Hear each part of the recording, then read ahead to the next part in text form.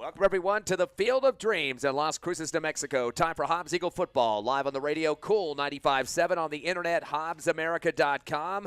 Your Hobbs Eagles in another district battle as they take on Centennial. Team coming in at 6-0 on the season, undefeated in district as well. Your Hobbs Eagles had a bye last week, Ron, and they're ready for this game tonight as they'll hit the road here to Las Cruces, and it should be an exciting game. The fact of the matter is, though, the Eagles at that 500 level right now, 1-1 record in the district. We'd like to get that +1 on that W column.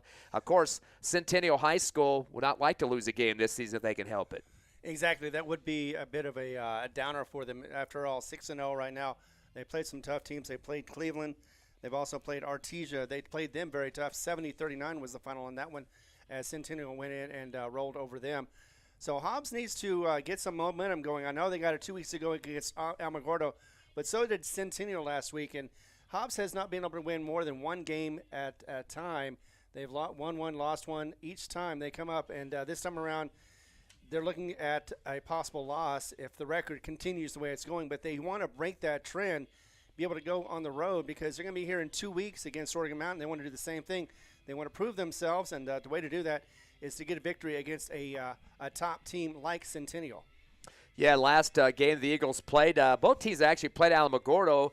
Last week it was Centennial winning their contest 61-35, beat them by 26. The Eagles a week before that, before their bye, beat them by a better margin at 28, 49-21 the final. Both teams over 500 yards of total offense in those games. The Eagles doing a great job in the running department against the Tigers, 356 rushing yards. Of course, Amarian Kennedy, Seamus Wright, big numbers there for both of those guys. Hobbs almost passing for 200 yards in that game against the Tigers, 194. So pretty potent numbers. At the same time, though, you look at Centennial, they had 590 yards, which is 40 more than what the Eagles got against Alamogordo. They were 331 in the rush and 259 in the pass. They're usually a run-dominated team, but I'm talking to some of the radio guys here from that game last week. They said they threw the ball a lot more than they used to throw the football. So I don't know if they're trying to cloud the videotapes when Hobbs is going to watch that scouting over the last week to say, hey, they're going to start passing a lot more. But a little balance there, 331 to 259 rushing versus passing. But the same point being, both teams racking up big yards, 500 plus in that contest that they had against Alamogordo. Yeah, and it seems so that several teams have done well against the run against this Hobbs team. Just a couple of weeks ago, Alamogordo was able to get a couple of nice drives at the end of the game. Now, you know, a lot of players, a lot of people think that is junk yardage and all, but still, nevertheless, they got 2 touchdowns. They did efficient drives down the field.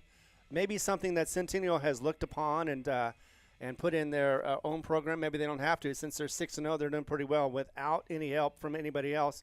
So you never know what's going to happen, but I suspect what's going to happen with Centennial, they're going to start to run. They're going to try to get as many runs as possible before they have to throw at least once, and then go from there and possibly break it up a little bit with a little balanced attack. But for the most part, you expect to see this Centennial team try to run it down Hobbs' throat, and Hobbs just needs to get that line. If they can get a solid line in the front for the defense, I think that'll slow down Centennial and change their plan.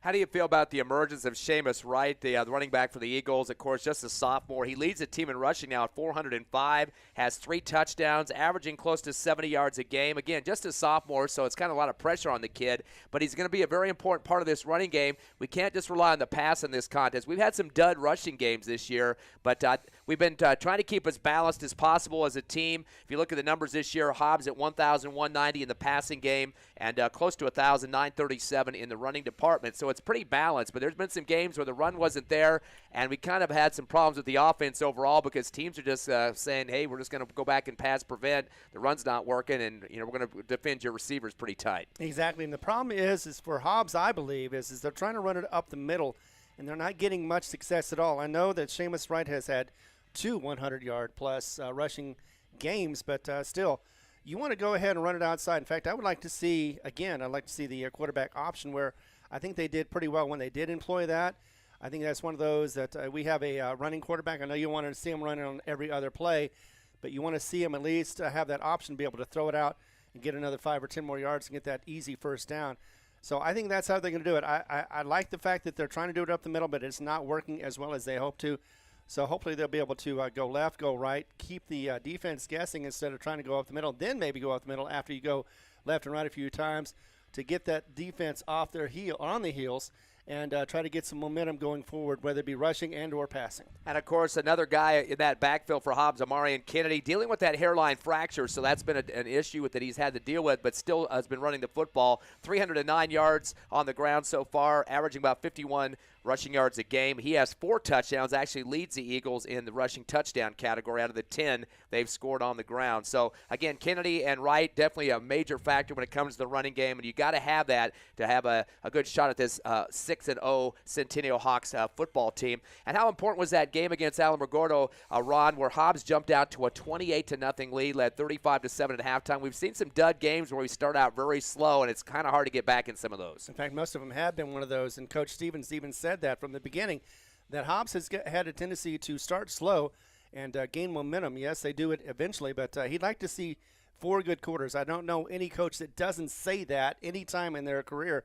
but definitely would like to get 4 good quarters, and if that's the case, could definitely have a good chance of getting the Centennial and a win. In fact, it's been a while since they've won in Centennial, going all the way back to actually, no, they haven't won it here. That's right. They've only won in Hobbs. And the last time they were able to win in Hobbs was 2017. That was a 54-14 beating where, of course, Gavin Hardison had a great day on that one. But we need to have something like that, a great defensive effort. I think we've got a good defense. But they're going to have to definitely make little mistakes and get as many interceptions as possible. And speaking of the defense against Alamogordo, 2 linebackers for the Eagles combined for 30 of the 90 tackles they got in that game, so 1/3 of the defensive performance there. Tristan Davis had 16 tackles, 14 for Gustavo Diaz-Castro. So those 2 guys kind of lead the charges in the linebacking core. I know there's a bunch of other guys in that linebacking group there that really step up. A lot of guys having double-digit tackles this season in different games. But, again, I think the linebacking core kind of the driving factor for the Hobbs Eagle defense, but they better be on their toes in this one when there's going to be a lot of running game coming at them, especially from a quarterback for Centennial.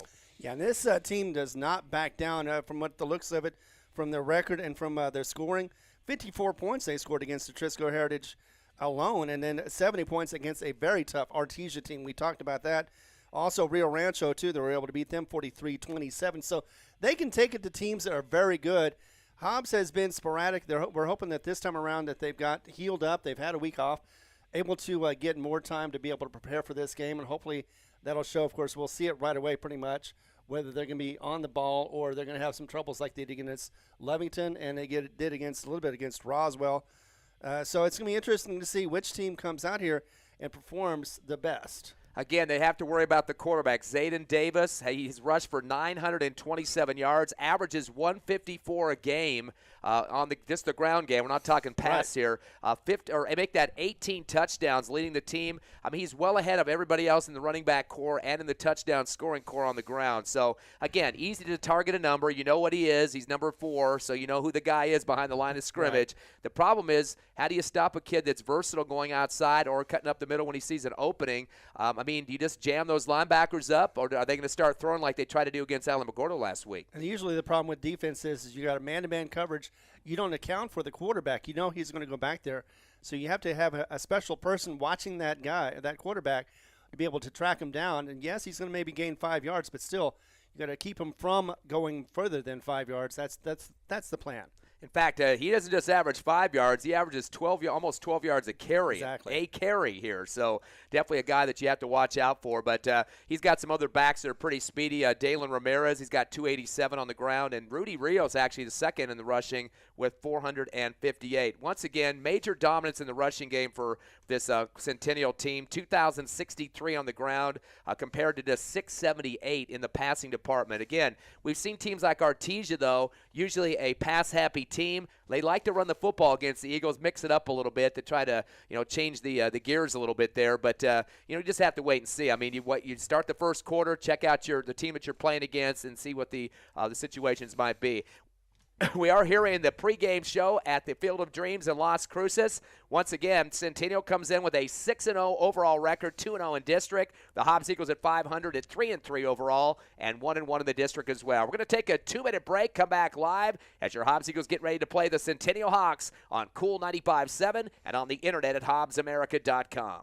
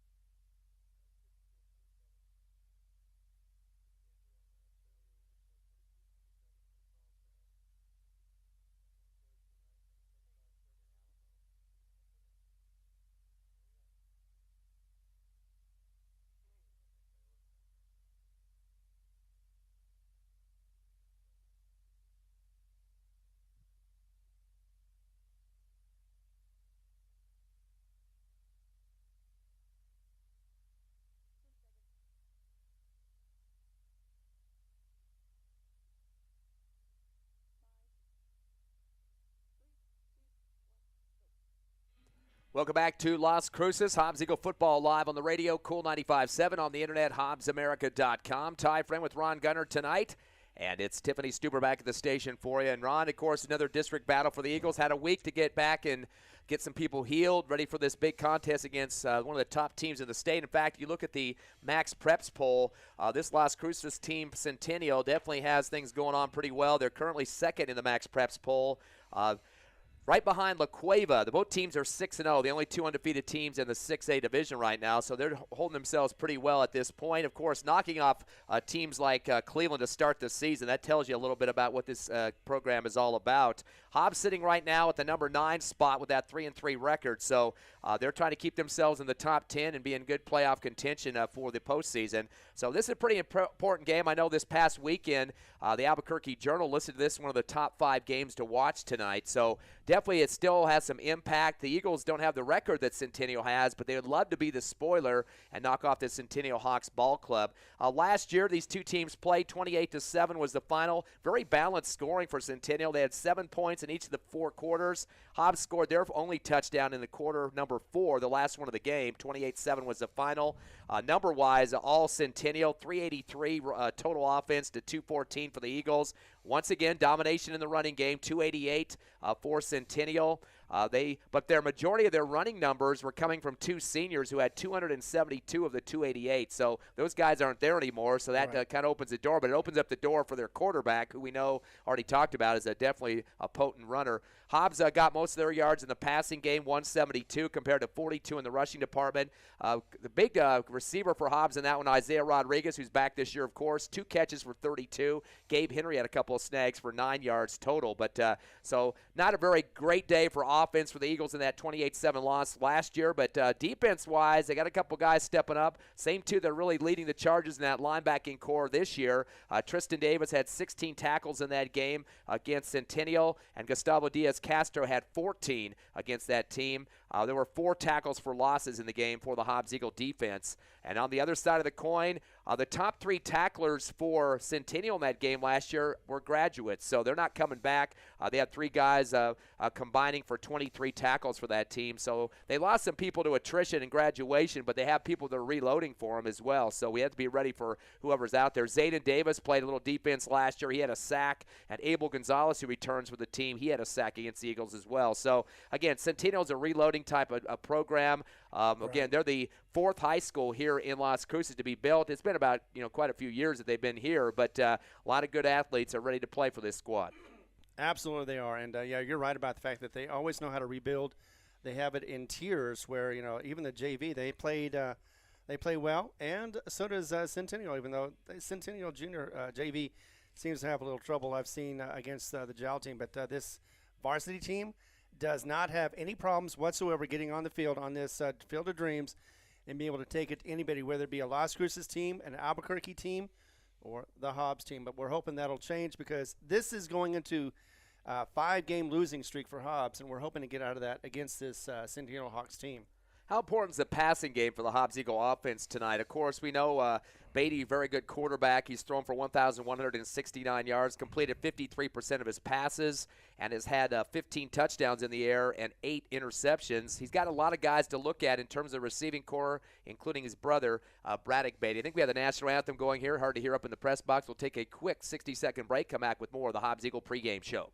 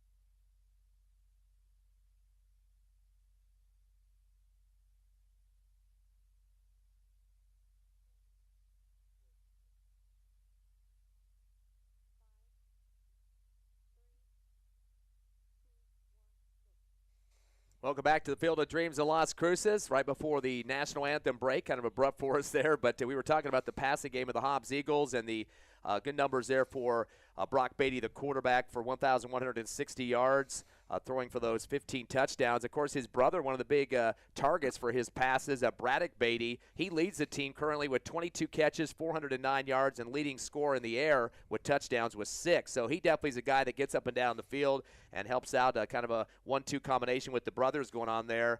Good size there for Justice French. He's caught 18 passes for 228. He's the second leader in touchdowns with 4 for the Eagles. And also Gabriel Henry, who we mentioned last year, was one of the top receivers against Centennial.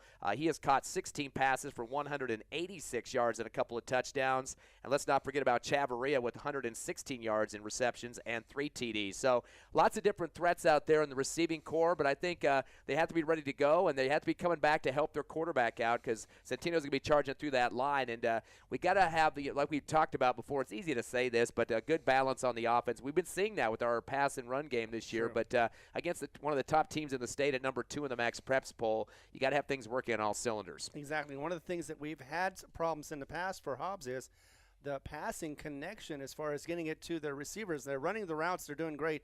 But unfortunately, for whatever reason, it's either thrown short, thrown over, whatever it is. Beatty's been struggling at times, possibly at sometimes just because he's getting rushed. So that is one of those situations where the line has to protect him just long enough to be able to get him to deliver the ball crisply to his receiver. And if he can catch it in stride, there's usually a good chance they'll run it all the way in for a touchdown. Your leaders in the defensive side for tackles this season, Tristan Davis, the linebacker, of course, he's got 79. He's averaging 13.2 tackles a ball game and has 10 tackles for losses this season. He's neck and neck with Gustavo Diaz-Castro, another linebacker, of course, at 78, one less tackle than Tristan Davis. He's averaging 13 tackles a game, so those two guys are really a good 1-2 power punch there. Of course, Baeza, too, from the linebacking core. He has 63 tackles this season, and he leads the team with tackles for losses at 13. Definitely could get him through the line to help out on that Davis quarterback for Centennial. Last but not least, from the secondary, Jacob Diaz. He's got 61 tackles this season and is averaging about 10 a game and 1 for a loss. So, again, those guys are really going to have to step up in this contest. And, you know, it's easy to target one player like the quarterback for Centennial. He's behind the center. You can see him out there. Right. Stands up, gets the cadence call, that type of thing. But we got to be careful that these other sleepers don't come around in different areas. They do got a couple other running backs that can play some football. But like we said last week, we're talking to the radio guys that the passing game opened up a little more than usual against Alamogordo. Yeah, and we could see some JV players as well. They had one of their second-to-last game yesterday in Roswell where they lost, unfortunately, their first time of the season, 36-32. But I suspect to see at least a few of the JV sprinkled around. They maybe played a little bit more if needed. They'll be having fresher, younger legs and be able to do a little bit more, especially on the defense. And, of course, we have the offensive quarterback, too, to rely on if Beatty does have problems in this game. For Centennial, their leading defenders, a couple of guys with the exact same tackle totals. Cesario Pena has 45 tackles this season. Joseph Bitter also with 45. Both those guys averaging 7.5 tackles a ball game. So they're going to be the most important part of the Centennial defense. They have 8 sacks as a team so far this season for the Hawks D. The Hobbs Eagles going to wear the white travel uniforms, black numbers and gold trim, and Centennial with the black uniforms, gold numbers, and some white trim around that. Red helmets for them. The Eagles wearing the black helmets. Getting the coin toss out at the 50-yard line. We'll take another 90-second break, and we come back live with Hobbs Eagle football versus Centennial on Cool 95.7, HobbsAmerica.com.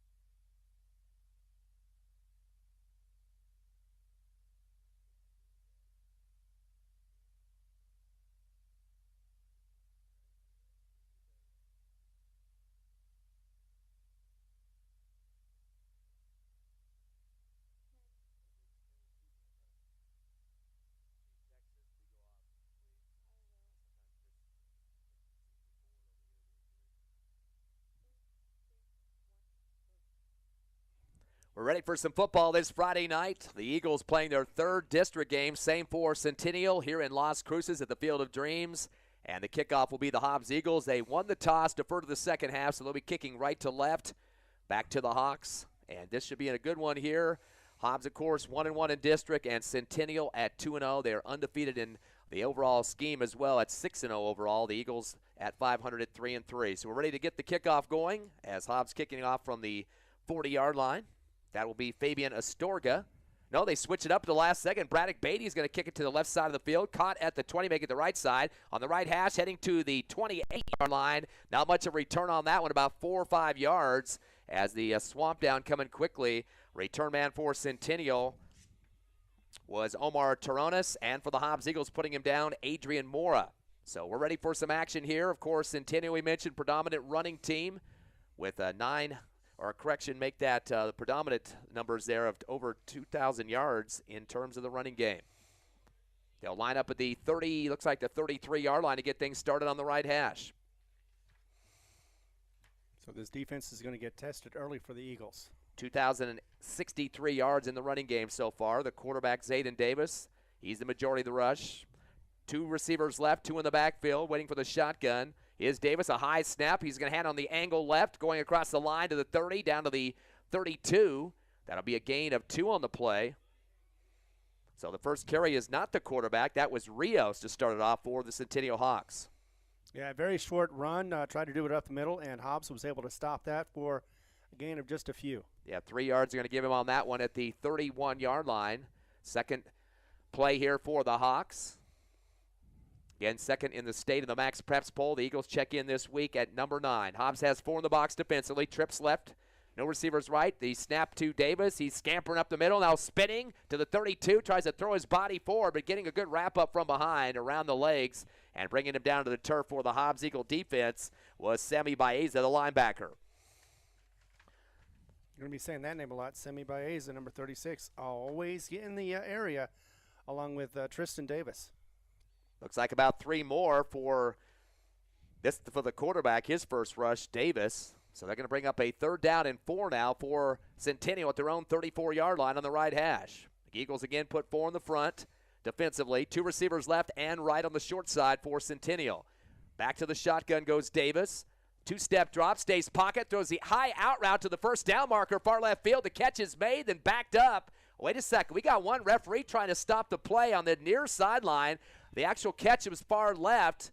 He was waving his arms. I'm not sure what that was all about. It looked like some people were kind of watching him and wondering what the call was. This near sideline official waving his arms for some reason, but they're going to give him the first down at that far left sideline. The first catch of the ball game. That was just for the 4 yards they needed for one in the passing game. Looked like what happened was they thought he was going to get forward progress and then get stopped.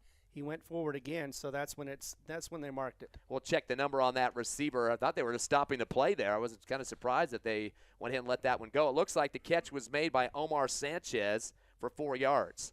1st and 10, first down for the Hawks at their own 43-yard line. Shotgun to Davis with a split formation backfield. He's going to fake the handoff, taking himself over to the left end. 45, 50 in Hobbs territory down to the 48. He's going to get 9 on that carry. Yeah, maybe close to the first down, depending on where they mark it. Kind of somersaulted as he got that last yard. Got the first down. Yeah, I thought his knee went down before the marker, but they do give him the full 10 on that one, so a double-digit run. Again, he's averaging over 150 yards rushing a ball game at the quarterback position. Second first down on the series to start the game for Centennial, now at the Hobbs Eagle 46-yard line. Yeah, the quarterback looked like a pinball as he was bouncing around, moving forward to get that first down. Twins right, no receivers left. Davis in the backfield. He'll have his teammate back there with him, Rios, on the left shoulder. Hobbs will get 5 up front now. High snap. Screen pass to the right side. The catch is made. Heading to the 40. Dragging some players with him. Trying to spin. That'll be a 6-yard pickup. And then a big wall of Hobbs Eagles swamp over the top of the receiver in front of the bench here on the near sideline of the Hawks. And that's going to be a catch converted there by Taronis, and Taronis is going to have, looks like, giving him 6 yards on that one. So 2 for 2 in the passing game for 10 yards total. Brings up a 2nd down and 4 for the Hawks at the Eagle 40-yard line, now on the right hash. 2 receivers right side, short in front of the Hawks bench, 1 to the far left. And Davis back in shotgun along with Rios. One man in motion right to left. That is LeBoren. Quick snap around the left end. Comes the quarterback on the keeper. 40, stretch it out far left. 35, 30, 25, 20, and backpedals for a couple extra yards. Run out of bounds finally. The Eagles able to stop him, but not before a big first down pickup.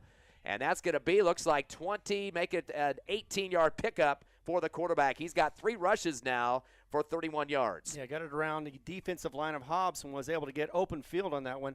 Nobody there for at least 10 yards before he got tackled and took out of bounds. But still a huge gain for the Hawks. 3 first downs for Centennial now at the Hobbs Eagle 23-yard line. Still scoreless here in the first quarter. Split formation backfield with the Twins right look on the receiving core. Davis gets the snap. He's just going to tuck and go. Heads outside right to the 25, 20, near sideline. Breaks a tackle, 15, stutter step. Throws his body forward for a couple extra yards. And he looks like he's going to be close to that first down marker. Finally taking him down to the turf for the Eagles, Jacob Diaz. That's because he got 11 yards, looks like. So, yeah, definitely a first down again. Unfortunately, 3 of his 4 carries in this quarter already are double digits apiece. He's got 42 total on 4 carries, already over 10 a pop. And that will be the 4th first down for Centennial. They can get 1 more at the 1-yard line. So they're going to take a little bit longer in the huddle now as they're going to send one receiver to the far left. That's Jordan Lucas. Nobody on the right side, so they're going to load up the backfield too. Looks like Davis will move up a little bit. And he'll have, now he's going to back into shotgun. He's got a slot left and one running back to his right. That's Rios. High snap. Delay handoff to Rios, heads up the left side of the line and tries to just plow himself straight through. And he'll get across the 10 and stumbles forward for about a couple extra, maybe 3 on the play there for Rios. Rios with 2 carries, 6 yards total. Nice little run there, but Hobbs was all over it. Did get him advanced to about a couple of yards, like you said, but still. The Hawks can still get a first down without getting a touchdown, but it would be very difficult because it's about a 1-yard difference between the first down and the touchdown marker. They do give him 4 on that one. 2 carries for 7 now for Rios. It'll be second down and a long 5 for the Hawks at the Hobbs Eagle 7-yard line. Davis back in shotgun with Rios. Another high snap. There's been a lot of those. He tries to take the run to the right side and gets pulled down from behind. The Eagles reading that quickly after pulling him down from behind off the shirt that time for the Eagles was Aiden Huff, the DB, and he kind of high steps after making that great play in the backfield. That's going to be a big loss for Centennial. Well, big enough anyway, and yeah, Hobbs wanted to do that. They did a couple of great defensive stops near the goal line just a couple of games ago, and they want to do that again. Looks like he's going to lose 5, does the quarterback that time. And it wasn't anything pretty either. He just got the snap and then headed right around the end, and there was the big wrap down there for Aiden Huff. 3rd down and 11 now for Centennial at the Eagle 12. Good snap that time. Little screen pass on the right side. Bubble screen up the near sideline. 10, 5, and rambling towards the end zone. Touchdown. Just kind of dumped that out in the flat. That will be a 12-yard score off little screen pass that time. And the score is going to be converted for Centennial and Rudy Rios. So already 6-0 here in the first quarter for Centennial on the Field of Dreams in Las Cruces. And that was their opening drive. We were hoping that Hobbs could be able to stop them, at least slow them down enough to make this a bit of a game. But so far, Centennial rolling strong on offense. We knew they would be able to. That's 3 for 3 in the passing game for 22 yards and a touchdown now. And the guy that just scored, Rios, is going to be the kicker as well for the PAT. Everybody's lined up and ready to go now. Good snap. Kick is up. A little chop kick there. Real quick one off the toe is up and good. So we got 6:36 left here in the first quarter. It's Centennial getting the scoreboard first, 7-0. We'll be back in 60 seconds on the Hobbs Eagle Network.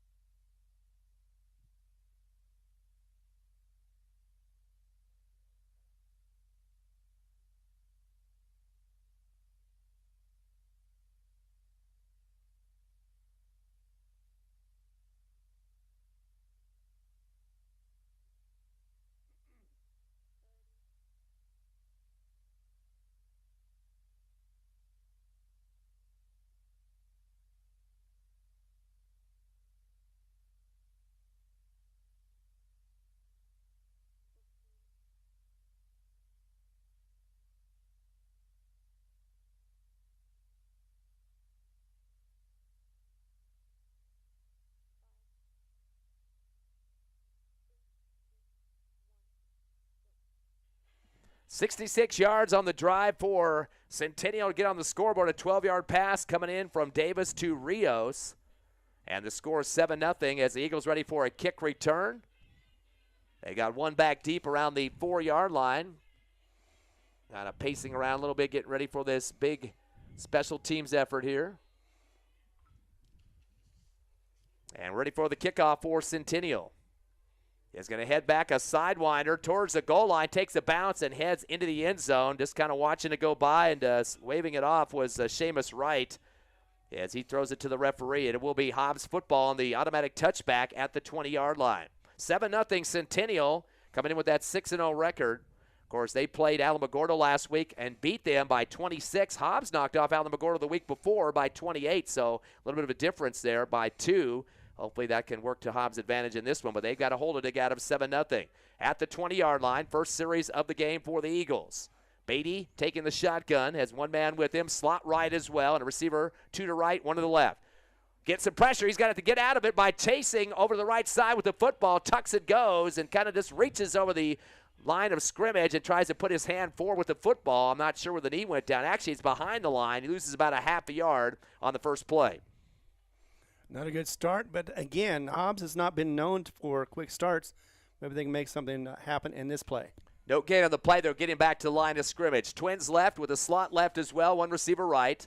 Beatty back to shotgun. A high snap. 4-step drop back at the 10. Dumps it in the right flat. The catch at the 20. 25, 30, far sideline. Breaking a tackle is right. Getting bounced around like a pinball and out to the 35. That's going to be looks like a total of about 12. No, make that 16 yards for Seamus Wright. And moving that chain for the Hobbs Eagles. And a first down for the Eagles as that looks good. Oh, there's some discussion. Yeah, there's some discussion on that far right sideline. Hopefully, yep, they're pointing towards the Eagles, so this is coming back. That would have been a 16-yard reception, a catch and go for Seamus Wright. And they're going to march it back. I haven't seen the signal yet, but I know they did point to the Eagles there. But, boy, that's a big one, too, going behind the line of scrimmage back to the 20. Oh, holding penalty, so that's what caused all that. 10 yards for the Eagles, and they're going to go reset now at the 15-yard line. Second down and 15 at their own 15 on the right hash. Back in shot goes Beatty. He's got a slot left, 2 receivers left as well. Dumps a screen pass left side to the 15 and tried to spin around his right. Gets tumbled forward and pick up some of that negative yardage off the penalty, but I don't think he gets back to the original line of scrimmage. We'll see where they're going to mark this. Looks like a 3-yard pickup for Seamus Wright. First catch of the game for the Eagles. Yeah, nice play. Just could not get around the defense enough to get more yardage than they needed or wanted. Third down and 13 now for the Eagles at their own 18-yard line, trailing 7-0 here first quarter, 5:20 remaining. Left hash for the Eagles, twins left, receiver right. Shotgun back to Beatty, back pedals to the 10. He wants to chuck it on the fade route down the middle. Had a receiver trying to break through 2 defenders at the 50, middle of the field, right in the logo of the Field of Dreams, but gets past him by about 7 yards, incomplete. And he had pretty good coverage on him that time, so it probably wouldn't have been that easy to get through those 2 guys, but did the best he can to get open on that one. That was Junior Medrano that was going out for the pass on that play. Actually, correction, that was Austin Chavarria, but incomplete. Eagles now 1 for 2 in the passing game for 3 yards, and they're in a 4th down punt situation, 4th and 12 from their own 18. So, yeah, unable to get that first down after all, and Hobbs is forced to punt. Not a good sign, but still very early in this game. Centennial has 1 man at the 50-yard line, so could be some good field position unless we can get some good roll of the football here. They kick it away from the returner. Yep, from the 8-yard line. It's going to be a high one. Gets past the 50 and backpedal on the fair catch at the 40 back at Centennial territory.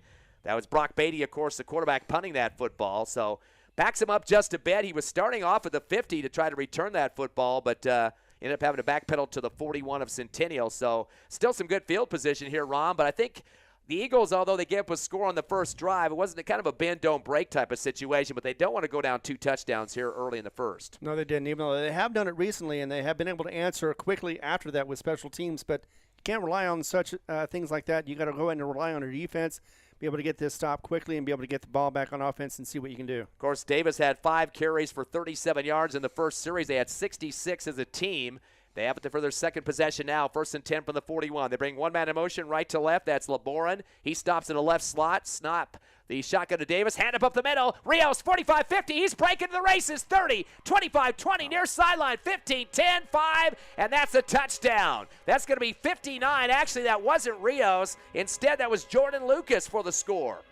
So that's going to be 59 into the end zone. We just mentioned we don't want to go down 2 touchdowns, and that one play on the second series puts him in the end zone again. Exactly, and quickly done, too. Was able to find his way past the line into the secondary before you knew it.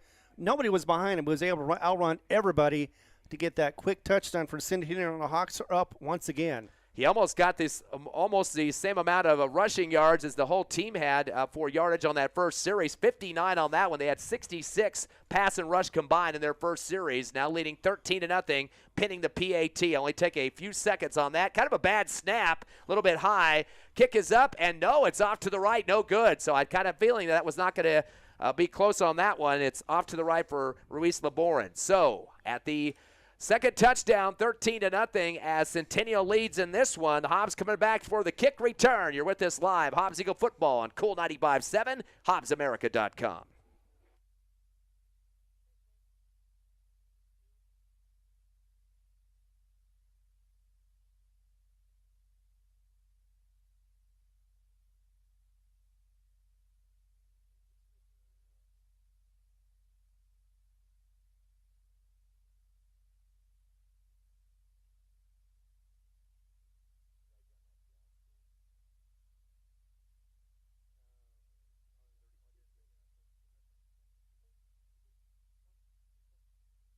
Centennial leading here in Las Cruces, 13-0 after a 59-yard touchdown scamper for Lucas. Missed the PAT, though, but they still lead 13-0. Eagles getting ready for the return. They'll have 2 back deep near about the 5-yard line. Of course, the Hawks scored their first series as well, and now the kickoff deep to the goal line. Hobbs is going to take the catch around the 1, go with the little starburst, fake the handoff right around the right side, 10, 15, 20, trying to stretch it out, actually going to stop him short of the 20, pulled down by the ankle from behind, thought he was going to be able to add a couple more yards after that, but trying to pull his foot away from the man holding on to him for dear life for Centennial, and that was Ismail Medina, the sophomore, was able to hold on to him, so he didn't extend to the 20. So he will be at the 18, and the Eagles will start their second series. Kind of sputtered in that first series, Ron, had to punt, but I think they need to get themselves regenerated to get back in this one down 13-0. Exactly. Just one bad series does not make a game, so got to get back into this and just head forward. Twins left, receiver right, the delay handoff, angling right. No, Beatty keeps it 20, 25, and to the first down marker and then some. He dives the body forward on the right hash. Looks like he might get 11 on this one, if not at least 10. And he did a great job of faking the handoff left side and then went to the right of the line and gets across for 11. So Beatty now, 2 carries for 11 total. And the first down for the Eagles in their second series here at the 30. And that's what they needed, a first down, some positive yardage, and continue to get that momentum going. Back up to the line of scrimmage. Quickly, the Eagles send 2 receivers right and 2 to the left side. A slot left as well. Shotgun. Back to pass Beatty. 4-step drop. Dumps it in the right flat. The catch is made. Amarian Kennedy, though, in the backfield at the 28. He's actually going to lose 2 yards. Caught it in coverage that time and didn't know what else he could do but try to sprint to the sideline, but was brought down quickly for that 2-yard loss. And that's unfortunate. Nice catch, but it didn't go anywhere with that one, so kind of a loss on it. Eagles 2 for 3 in the passing game for just 1 yard. Quickly back to the line of scrimmage of the hurry-up offense. Receiver right and 2 to the left side for the Eagles. Got a couple of running backs back with Beatty. Little staggered eye look here. Shotgun, 2-step drop. He'll stay pocket. Throw the post route to the 50. It's caught into Centennial territory at the 45 for the first down. Brother Bradrick Brady got that one, and nice stride in, too. Could have gotten it all the way, but was tackled just there inside the 40. 29-yard pickup for the Braddock Beatty connection with Brock Beatty. Eagles now 3 for 4 in the passing game for 30 yards. Second first down here in this series into Centennial territory at the 42 and make it the 41. 3:27 left first quarter and ticking. Twins left receiver right. Back to a shotgun to Beatty. Gives it to the tailback. Seamus right up the middle, 40, 35, and brought down at the 28-yard line. He's got another first down and then some. It looks like they're going to give him a ton up to the 26. And something you don't want to see, Braddock Beatty is limping off the field. Looks like a 16-yard pickup for Seamus Wright. So that will be his best run, or only run so far in this game. And that'll be the third first down for the Eagles in the series. They stay up on the line of scrimmage, not giving much time for Centennial to adjust at the 26-yard line. Clock down to 2:56 remaining here in the first. Hobbs down 13-0. Twins right, one receiver left. Shotgun Beatty, two-step drop. He'll send it over the shoulder to the right, goal line into the end zone for the touchdown. In stride on the fingertips that time, and that will be a 26-yard TD pass, just kind of floating it out there to run underneath it. And it was a nice pass, too. Got him right in stride. We were talking about the fact that Hobbs needed to go ahead and connect with those passes, and that one was picture perfect. Deep down that far right side of the field for the Eagles, Justice French coming up big. Know his uncle back at home, Mr. Tommy French, pretty excited about that one. Of course, Justice a big target, too, at 6'2". He just had about 7-yard gap between him and the cornerback that time. Wait for the ball on those fingertips. Ooh, the PAT gets blocked. And it takes a roll out to the goal line. If that was college football, that could be run back, but not that time. Unfortunately, not able to convert on the PAT for the Eagles was Fabian Astorga. So both teams have missed a PAT, but the Eagles on the scoreboard. 2:46 left first quarter. It's Centennial 13, your Eagles 6. We're back in 30 seconds on the Hobbs Eagle Network.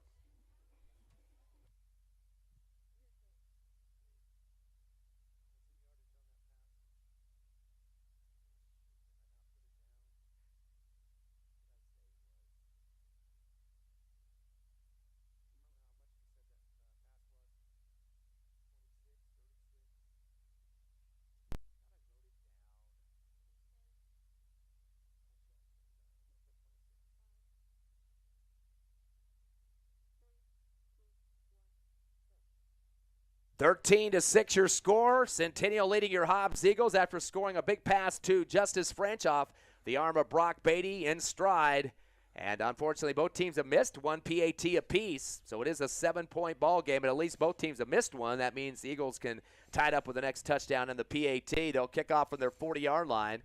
Of course, the Eagles have homecoming next week at Watson Stadium. They take on the Clovis Wildcats, and the Wildcats kind of reeling, Ron. They're having some trouble scoring points this season. Actually, yeah, they just look dreadful. I mean, a couple of years ago, it was always Hobbs versus Clovis, the clash, and now it seems like Clovis has lost their strength, their power, and just don't know where they're going. Here comes the kickoff. Astorga will take care of that. Sails off to the far left sideline, caught over the shoulder at the 20. But up the left hash, 25, 30, 35, 40, 45, spinning at the 50 into Hobbs territory at the 48. Eagles not getting good coverage that time, and just kind of slicing his way through the middle with a big return for Centennial was Jordan Lucas. He's their leading wide receiver for the squad. And Sammy Biezo was the one that put him down and saved a possible Hawks touchdown from happening, but not before he got beyond midfield. Yeah, 33-yard return for Lucas into Hobbs territory at the 47. Still 13 to 6 your score in favor of the Hawks. As back into the lineup come the offense for Centennial. We got a couple of receivers heading left in front of the Hobbs Eagle bench, one to the right side. Back to the shotgun goes Davis.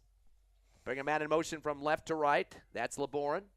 He lines up at the right slot. Little delay and an option to the right side. Coming to the right end of 50. Down to the 40 up the near sideline. 40, 35, and pushed out of bounds. No, he stays in bounds. 30, 25, 20, 15, 10, 5. Touchdown.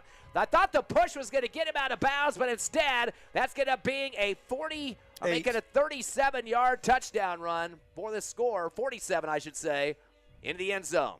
And that's Rios on that little option from the backfield.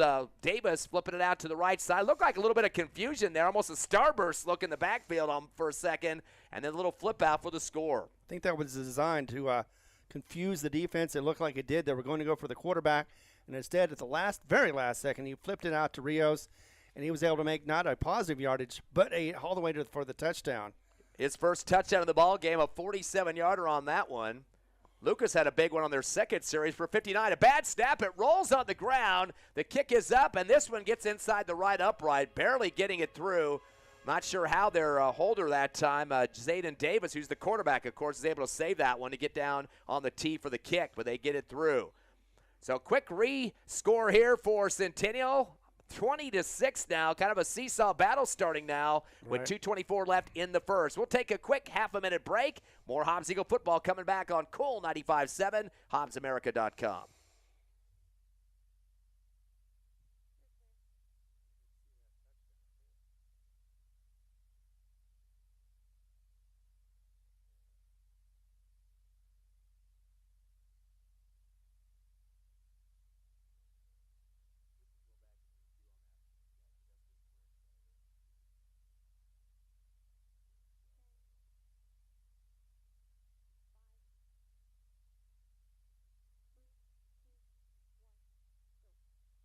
A burst of scoring here for both teams in this first quarter, but the lead for Centennial 20-6 after a 47-yard touchdown run up the near right sideline for Rios. Gets the lead extended for the home team. Hawks kicking off from the 40-yard line. A hard shot going back to the goal line. Caught, though, at the 4 as it sails up. Right has it. Starburst hands off in the left hash. 15, 20, 25, and down at the 27-yard line. About a 17-yard return for the Eagles. The man that got the handoff for Hobbs was Amarian Kennedy. So Eagles did a pretty decent job on that starburst, and they're going to mark the ball at the 32 on the left side of the field in front of the Centennial bench.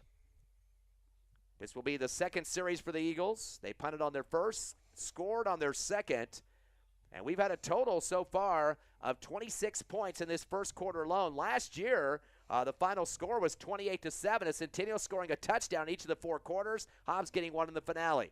First and 10 from the 27. Shotgun. Give the handoff on the reverse, left to right. Oh, Kennedy going around the right end of the 20. Tries to cut it back on that right hash, and it gets back to the line of scrimmage. Hopefully that knee didn't come down behind the line. And I'm thinking there might have been a penalty flag on that far right sideline as the line judge looks like he's showing the hold signal to the white cap. And that's not a good sign. Usually that's for the offense, and that'll bring them back. So luckily, if it is, not a big loss, and yes, it is against Hobbs. So second holding penalty here in the first quarter, 20 yards, going to knock him back, unless Coach Ocampo elects to burn it down on this one. Nope, he's going to get the holding penalty marked off here. So that's going to give the Eagles a 1st and 20 situation. Again, you've had a punt already and a couple of holding penalties that caused that first punt on the first series, Ron. You don't want to keep moving backwards in the real estate. You don't, but, I mean, this is early on, so it's still good. As long as Hobbs can get the next 3 downs into the positive area, they should be able to get that first down. First down and 20 now from their own 17. It is 20-6 the score in favor of Centennial. 2 left, 1 right in the passing department receiver core in motion left to right. And we got a handoff around the right end on the reverse. Or do they try to flip it out there at the last second? Did they Looks like yeah, they did. They got out to that far right side. A quick shot over to Braddock Beatty. But he's still in the backfield, the original backfield, we should say, as he does get ahead for some positive yards on that one. Looks like they're going to give him 5. A little flip out there to the right side. A quick shot from Beatty, his brother. More importantly, Beatty is back. He limped off the field earlier, was looked at, and apparently he is okay now. 5-yard pickup on that play. He's got 2 catches for 34. Second down. And about 16, they handoff on the right side. Wright is dodging and diving around as he tries to head outside to the far right sideline. He gets brought down inside that right hash. And again, he might be in the backfield once again, losing another yard for the Eagles. That's going to back it up, making it a 3rd down and about 16. Yeah, and unfortunately, the run on that one just did not gain any yardage at all. And we'll put Hobbs deeper in that 3rd down position. Looks like 5.5 they need, a 3rd down, 15.5, I should say, as it will bit 2 stacked receivers left side and 2 to the right. 2 in the backfield, including the quarterback. That is, of course, Beatty. He gives a handoff up the middle, trying to spin right, meets a wall of Centennial defenders and goes down hard, and he's in the backfield once again. So nothing doing on that play, just trying to see if there's a gap up the middle. Bunch of guys getting through for Centennial, and the man that stepped up quickly to put his helmet down and to put up the stop sign was Sultan Arenas. But that's going to be a couple-yard loss for the Eagles. Exactly. Not a way you want to go, and 4th down deep in their own territory, and they're going to kick it off again. And Centennial are looking to see for another set of good field position. 42 seconds left and ticking here in the first quarter. 20-6 Centennial as Beatty back around the 6-yard line. Taking a long snap count here. They bring a man in motion left to right for the Eagles. That is and the punt actually almost got blocked as I was trying to say that. That was Mora in that motion. The catch made at the 42 on the left hash. Eagles there to swamp down quickly. Not much of a return, about 2 yards for Centennial, and a good coverage there for the Eagles, as making the wrap-up was Jackson Rollins. And the man that returned for Centennial for about 2 or so yards for the Hawks special teams, Omar Taronis. So they're going to have pretty decent field position at the 44 as they lead the Eagles 20-6 with 20 seconds left here in the opening quarter over there on the left hash.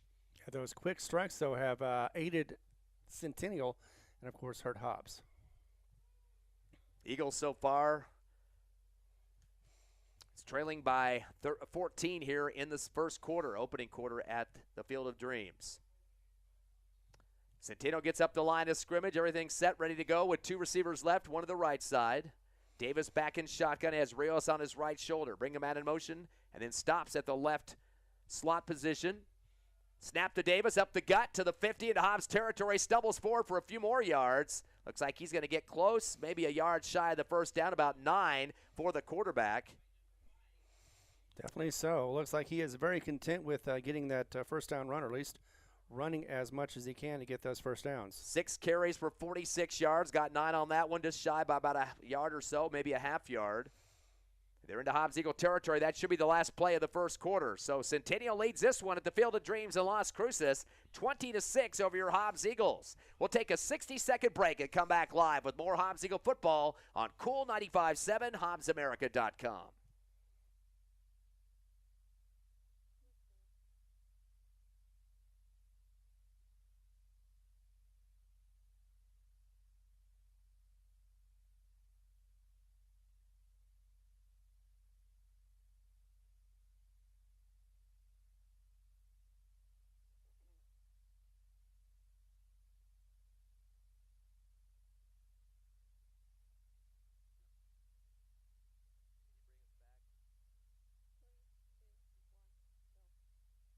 Welcome back to second quarter action. That was a quick timeout there between the quarters, and we're ready to go at Las Cruces' Field of Dreams. It is 20-6 in favor of Centennial. Hobbs Eagle football.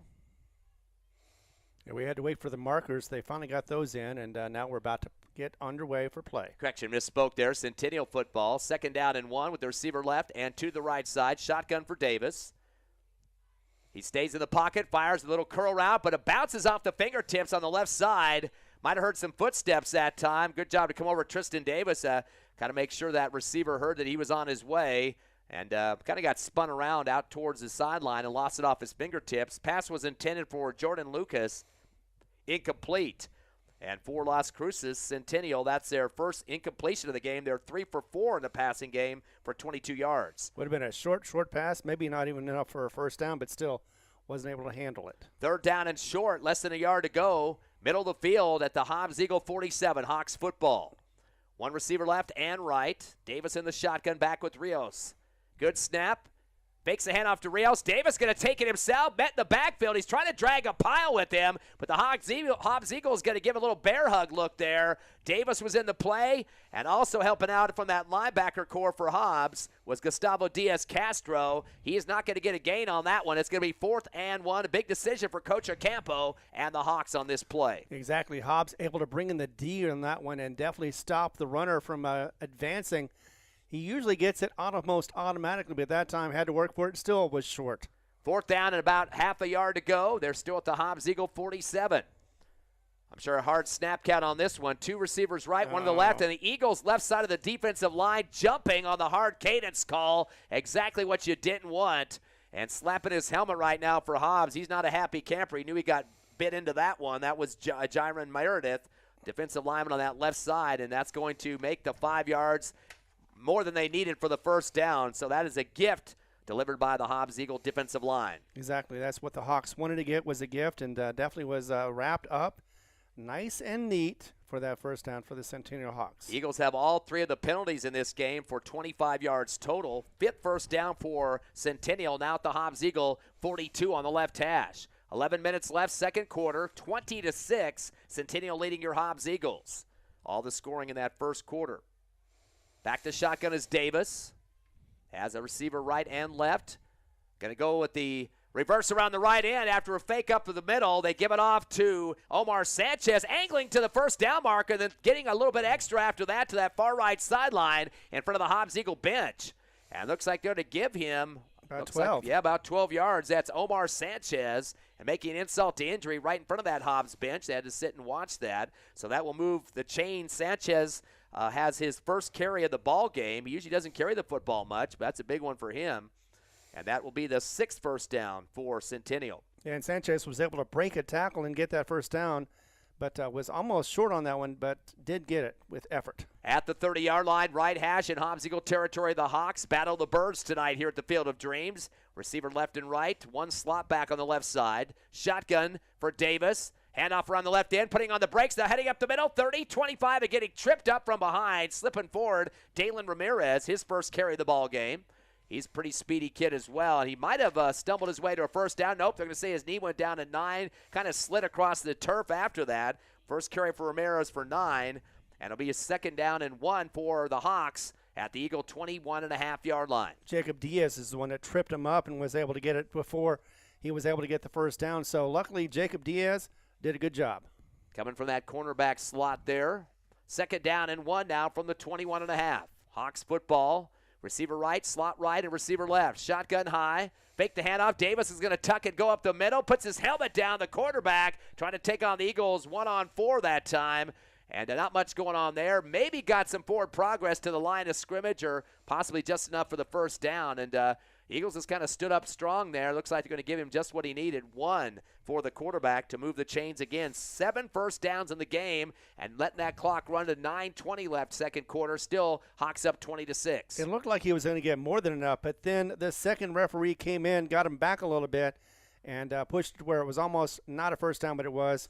Got an update for you real quick. Oregon Mount on top of Clovis, 15-14 in the first. Boy, close game there, and Clovis trying to dig themselves out of a big hole this season. Could be their first win. Man comes in motion from right to left for the Hawks. Going to go with the handoff on the draw, coming up the middle to the 20, 15, and spun around and put down at the 14-yard line. Going to be a 6-yard pickup. It's a little bit of misdirection in the backfield that time as Dalen Ramirez getting his second carry. Looks like they're going to give him close to 6 on that one. He's got 2 for 15 total. And now a 2nd down and 4 for the Hawks near the left hash at the 14 of the Eagles. It is still a 14-point lead for the home team. 6-0 on the season. Hobbs coming in at 3-3, 1-1 in district as the Hawks are perfect 2-0. Yeah, and there's a reason why they're making more positive yardage than negative against this defensive team. 2 receivers left, one to the right side. Davis takes the shotgun. He wants to run it himself. Right side of the line and just kind of throws his body forward across the 10. He only needed 4 and gets it, looks like just what he needed to, maybe 4.5 to move the chains again. Davis, the predominant ball carrier so far with a total of 9 carries, and he's got 51 yards on the ground. That'll be 8 first downs for Centennial. First and goal. Yep, they can't get any more now, just inside the 10-yard line. Trying to add on to a 14-point lead of the Hawks. Slowing down the cadence call just a little bit here. Line still standing straight up. They have a receiver left and right, 1 each. Davis back with Rios. Takes a high snap. Hands it off to Rios. Trying to head out left. Scampering up the middle now. Diving to the goal line and coming across for the touchdown. That's going to be about a 9.5-yarder. As punching it in. That's Ramirez, actually. That was not Rios that time. Ramirez getting some good handoffs there in that series. And that's for 9 yards and a touchdown. He's got 3 carries for 24 as Centennial now expands the lead to 20, pinning the PAT. Yeah, and that was another one of those situations where Hobbs needed to get to stop. Unfortunately, could not. And Centennial, the Hawks are flying high against this Battle of the Birds, and they've extended the lead. Waiting for the PAT now from Rudy Rios, one of their running backs, too. He almost gets it blocked, diving in the air, but it's going to go through the uprights and good. And almost getting a piece of that for the Eagles, Adrian Mora, who's been pretty active here in this first half for the Hobbs Eagles. 7:34 left, second quarter. It's Centennial 27, your Eagles 6. The Battle of the Birds continues in 30 seconds on the Hobbs Eagle Network.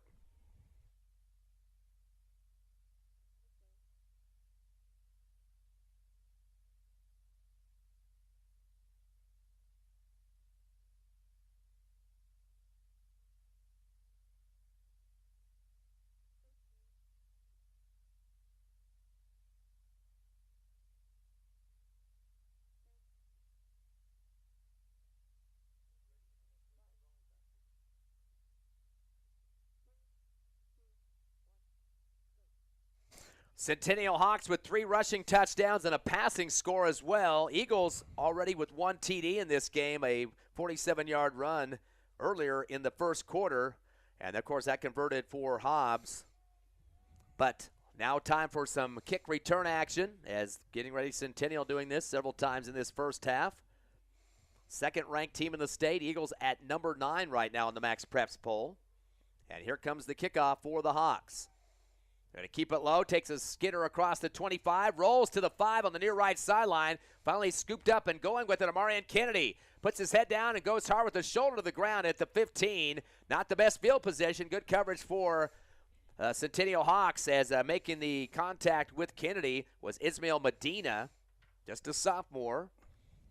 So Hobbs now will have 7:28 to work with here in this second quarter of action, but they do trail again 27-6. And with Kennedy flubbing the catch, he wasn't able to get the starburst set up so that way he could try to, get some more yardage, but he had to do it by himself and got as much as he could. So Hobbs checking their wristbands here for the play call.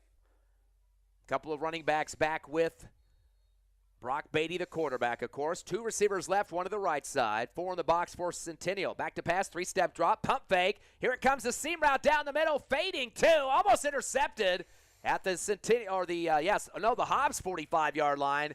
Kind of sailing the ball forward and almost picked off. So Eagles dodging a bullet on that one. It was too, definitely, because it would have been great situation for a field position for the Hawks if they would have got that. Plus, it could have been a run back as well. That's going to bring up a 2nd down and 10 now. Eagles at their own 16-yard line on the right hash. Looks like it's going to be a heavy wide receiver offense on this one. Eagles 5 of 8 in the passing game. Beatty has caught one for 29. French about 36 for the big numbers so far. Twins right, 2 receivers left. They'll bring a man in motion from right to left. That is Braddock Beatty. 2-step drop for Brock Beatty. He's got a flag in the backfield behind him, though. He's going to run up the middle and angling left now to the 15. Stretches it out to the 20. Would be a positive 4-yard pickup on that, but that flag deep in the backfield for the offense, and that's not a good sign for the Eagles. It isn't, because it came out early. In fact, I thought it was actually off illegal shift or something, but in any case, it is against Hobbs. Yeah, it does look like that was the call. That would be a 5-yard penalty, so that will back him up. And again, Hobbs with all the yellow handkerchiefs in this ball game right now. 4 total for 30 yards in reverse real estate. And the worst part is they're doing it on the small end of the field where they're backing themselves up against their own end zone and not doing themselves any favors trying to get back out into this game. 27-6 to score. Centennial up by 21 with 7:11 left in the second. Of course, Eagles next week at home against Clovis. And then just a few more games after that for the regular season. Hobbs definitely like to stay in the top 10 if possible. Right now, one team underneath them, Sandia. A bunch of teams locked at 3-3 right now. Farmington at 8th, Hobbs 9th, Sandia 10th, and even the 11th place team has a 3-3 record. Fakes the option up the middle instead. Take it Beatty, 20, 25. And will not get the first down, but he's short by about 1.5 yards, but a good positive run on that one. Definitely. He gets back some of the penalty yardage plus. And that will be, looks like, a gain of 13 for Beatty. So he made it a 3rd and short is what he needed to do, about 3rd and 1, 3rd and 2. And definitely wanted to get that opportunity. 3 carries for 24, averaging 8 a pop for Beatty. 3rd and 1, shotgun. This time he will flip it out on the option left side. Trying to get the slide off the turf. We'll see if the knee was up as he got across. Looks like he might have got enough for the first down. Little pitch action there on the left side. Maybe 2 yards on the play, but enough for the first down. And that will keep the chains moving for the Eagles. Give that 2 yards on that little option over to Kennedy. His first carry of the ball game. The 4th first down for the Eagles. Clock back to running at 6:20 left second quarter. They'll mark it at the 28 of the Eagles. Twins right, 1 receiver left. Shotgun. Brady fakes a handoff. He wants to throw the fade route. Far left sideline over the shoulder. An O through the fingertips of the Eagles receiver at the deep 40 in Centennial territory. That would have been off to the races for the Eagles. Unfortunately, the ball is dropped. A good opportunity there for a possible touchdown on that one. It was kind of some one-on-one coverage going on. But unfortunately, it looks like Chavarria was the man they tried to get that one on a deep pass that fade to the left far sideline. But unfortunately, the Hawks had good coverage on defense and were able to disrupt that one for a incompletion. Eagles are now 5 of 9 in the passing game. for 71 yards. One receiver left, two to the right for the Eagles. Facing a 2nd down and 10. Give the ball on the handoff. Coming around the left side of Kennedy trying to spin. But he's going to get across the line. Forward progress, getting it in about 1 yard to the 30, it looks like. Maybe a yard and a half there. They're going to actually mark it back, though, to the 29. So just a half yard. His knee must have gone down on that one. I'll give him, let's say, 1 on that at least. Exactly. But now it means 3rd and 9, and that's going to be another tough situation against a tough defense known as the Hawks. Kennedy, 2 carries for 3 yards so far. Getting the ball on the left hash, the nose of the football just barely at the 29. Eagles going to waste some time here, making sure they get the call they want from the sideline. Not waste time, but letting it run this a little bit with 5:25 left first half. Trailing 27-6 to Centennial. Back to pass out of the shotgun. 3-step drop. Comeback route down at the 38-yard line, and doesn't look like it's going to be enough, though. Looks like about an 8-yard reception. Then getting drilled pretty hard and backward that time was Kennedy. So they'll get 8, but it'll be shy. What did they say? Incomplete, possibly. I guess they said the ball hit the turf there. Thought he had the catch, but then they're going to say incomplete, 4th down and 9. That would have been close, too, if he had. But kind of looked like Braddock Beatty got it. But either way, incompletion. Yeah, but I don't know what the situation. Unless he dropped it. He might have turned his back and lost it after that, juggled. But looked like a catch made from this distance here. Seamus Wright goes in motion right to left. A bad snap, a high one brought down by Beatty on the punt. He'll get rid of it from the 15-yard line. A high sailor into Centennial territory. Takes a big Eagle roll past the 25, and will come to rest about the 21.5-yard line. Tapped dead for the Eagles by Adrian Mora. So Hobbs has punted twice on their last couple of series, and now still trail 27-6 with 5:02 left in the second half. We'll be back in 30 seconds on the Hobbs Eagle Network.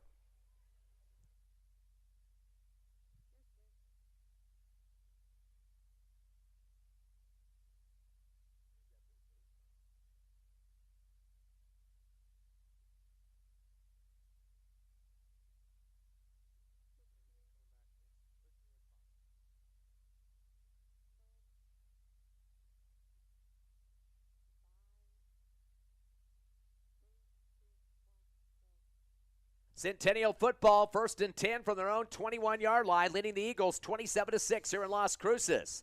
After a Hobbs Eagle punt, they'll have twins left, receiver 1 to the right side. Davis will option to the left to the 20, 25, breaking a tackle, 30, 35, and brought down at the 37-yard line. Ball was fumbled forward. I think they're going to call him dead on that one, but first down regardless, as the ball carrier's Rudy Rios.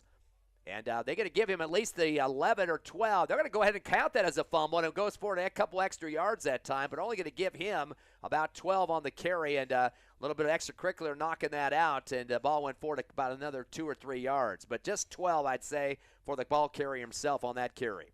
But it looks like there may be a penalty. No, it was turned over. Oh, the Hobbs does hit the ball. What the heck? They start pointing the other direction. Was the fumble called a fumble or not? Boy, that's a major discussion going on with the referees. Yeah. They didn't signal any type of possession for the Eagles. They got the ball reset, and all of a sudden one referee turned around and just pointed the other direction. And I guarantee you Coach Ocampo will not be a happy camper, because that was a very late signal. Now they're giving it back to Centennial. It was the Whitecap that did that. So I was thinking, if anybody can do that, it's the Whitecap. He just walked over there, said Hobbs football, and then now he's got other referees coming over and saying, no, you didn't see that right. And adding insult to injury, that's also a first down because of the fumble. Probably would have been a first down with the 12 yards picked up by Rios on the carry. That's 9 first downs of the game for the Hawks. They'll be at their own 41-yard line on the left hash. Boy, I couldn't believe how late they signaled that as a actual fumble, but the recovery for Centennial. Twins right, receiver left.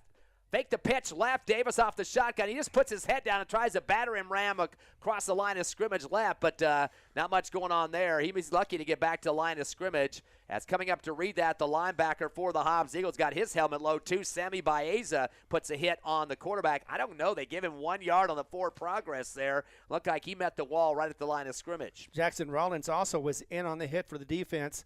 Looked really good. I thought he wasn't going to get anything at all. Barely got a yard at best. 52 yards on the ground so far for Davis. 2nd down and 9 from the 42 of the Hawks. Still in their own territory. Hobbs going to have 4 in the box. Now make it 5. Twins left, receiver right for Davis. He's going to throws an out route towards the first down marker on the far right sideline, but overthrows his receiver at about the 50. That would have been short by about a half a yard, depending on if the catch would have been made, and he moved up the field there, but incomplete regardless in front of the Hobbs Eagle bench. Pass was intended for Jordan Lucas on that far right sideline. Well, his momentum was taking him away from that, so at the very least he would have gotten about 8 or 9 yards from his forward progress and nothing more than that. So it kind of worked out in a way, but it would have been out of bounds and would have stopped the clock either way. Centennial 3 for 5 in the passing game. 3rd down and 9 now from their own 42-yard line. They lead the Eagles 27-6 with 4 minutes left here in the second. 3 receivers right, trips, 1 to the left. 3-step drop into the shotgun. Davis tucks it, goes at quarterback, up the middle. 45, 50, sliding to the left. 45, there's a flag back. 40, 35, 30, up the sideline and bumped out of bounds at the 21. But I don't like, for the Hawks at least, don't like where that flag was thrown about a couple of yards into the run there for Davis. And 2 of the players for the Hawks are having a big discussion with the Whitecap now. And one player almost got himself a flag thrown, and a teammate had to rip him from behind, get him out of the referee's face. They do call the holding penalty, and that'll be 10 yards near the line of scrimmage, too. So that's going to negate that whole big run for Davis, the quarterback. And, boy, Davis continues to run that football, Ron. No big surprises, and we talked about that in the pregame show. This kid knows how to run the football. He leads the team in rushing this season, 927 out of the 2,063 yards they've had on the ground up to this game. And you have to think that that cut to the left was one of the reasons why there was a hold call. If he would have ran straight, maybe there would not have been a hold call, and he would have gotten his forward progress. Nevertheless, though, it is a hold call against the Hawks. Long discussion by the officials. I think that last fumble situation was the problem. I think there was a second penalty, too. Aiding the runner might have been what they had on that second flag. But still, they had a cancellation of penalties there. I'm not sure what they called against Hobbs, though. So it's going to be 3rd down, a replay here. Oh, wow. I don't know what the penalty call against the Eagles was on that one. It looked like they had a hold and aiding the runner. It looked like he was signaling. But those would have been both against Centennial. So I'm not sure what the call against the Eagles were. 3rd down and 9, replay here. Trips right, receiver left. Shotgun to Davis, 2-step drop. He's going to dump it on the comeback route, 40-yard line on the right hash, and just kind of throwing himself forward to the 45. That's going to be about a 4-yard pickup. But nowhere near. Coming up with the catch for Centennial, Omar Terrones. Terrones with his second catch of the game, 2 for 10 total. That's 4 for 6 in the passing game for the Hawks. They're facing now a 4th down and 6 at their own 45. You'd think they'd punt it, but right now with about 3:18, they don't want to give the Eagles much opportunity to score. But if Hobbs gets it back on a turnover on downs, they're going to be in Centennial territory. 1 receiver right, 2 to the left side. Davis with a hard snap count, trying to get the Eagles to jump off. The penalty would not make it a 1st down, so kind of wonder to see what we're going to do here. They reset the call. Davis gets the snap. Now he is going to quick boot it.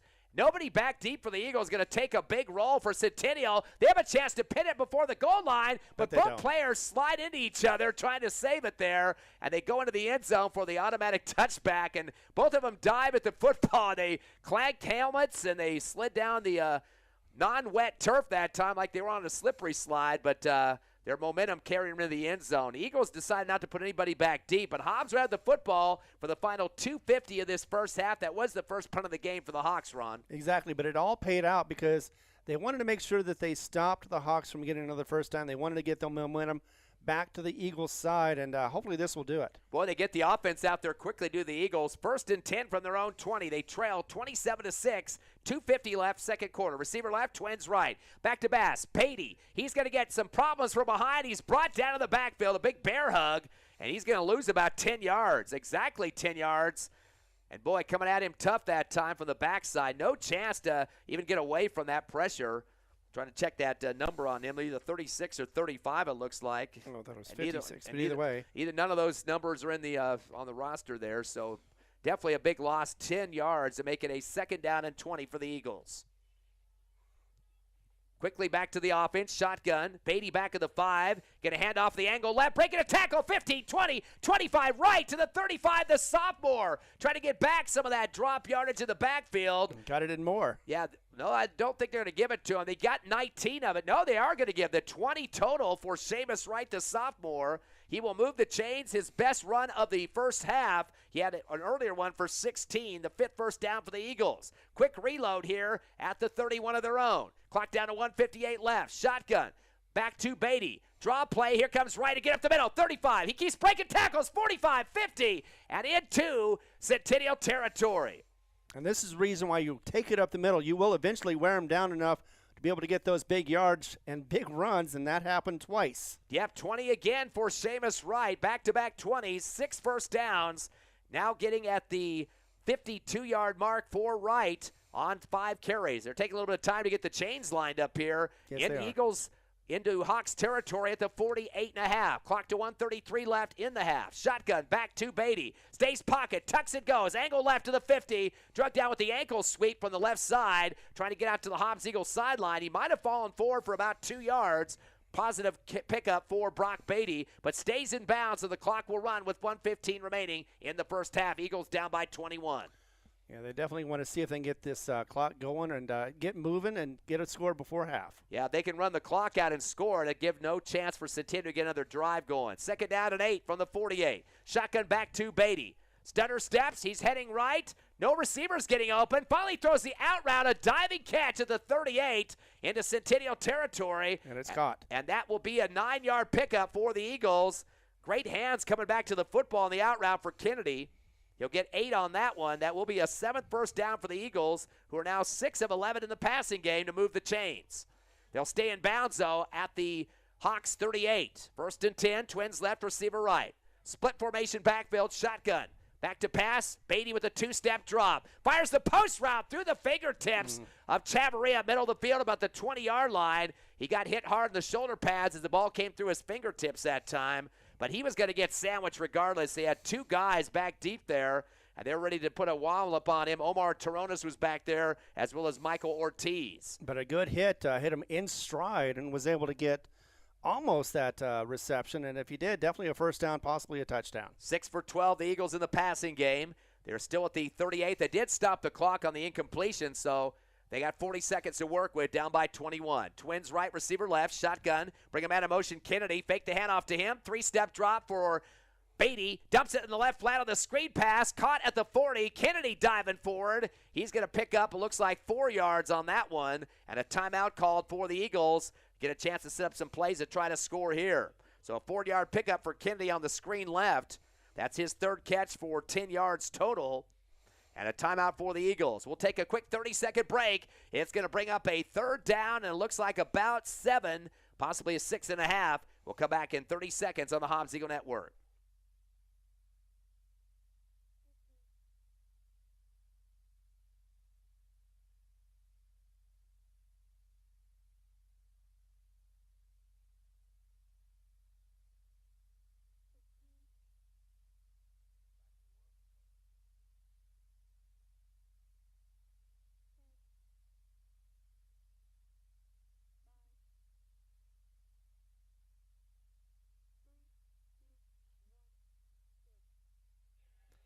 Third down and 7 for the Hobbs Eagles after a timeout at the 35 of Centennial. Clock to 30 seconds left here in the first half. Hobbs trailing 27-6. I think this is an important drive for the Eagles to get some more points on the scoreboard. It is. It's definitely, they're proving their 2-minute offense as well as the best offensive series so far in this game. Eagles will send 2 receivers right, 1 to the left side. They got 1 extra player out there, had to sprint off the field. Shotgun for Beatty, 2-step drop. The out route gets tipped in the air out to the far left sideline. Would have been close to a first down if the catch could have been made, but the defender went up there and tapped it high in the air. So no chance for the catch for the Eagles on that one. Pass was intended on the out route that time to Isaiah Rodriguez, but incomplete. Eagles now 7 of 14 in the passing game, 50% completion rate so far. Does stop the clock with a 3rd down situation, 3rd and 7. It looks like another Hobbs Eagle timeout. We'll keep it right here. Of course, Hobbs definitely would like to get another first down to get a few more plays added to this series, Ron.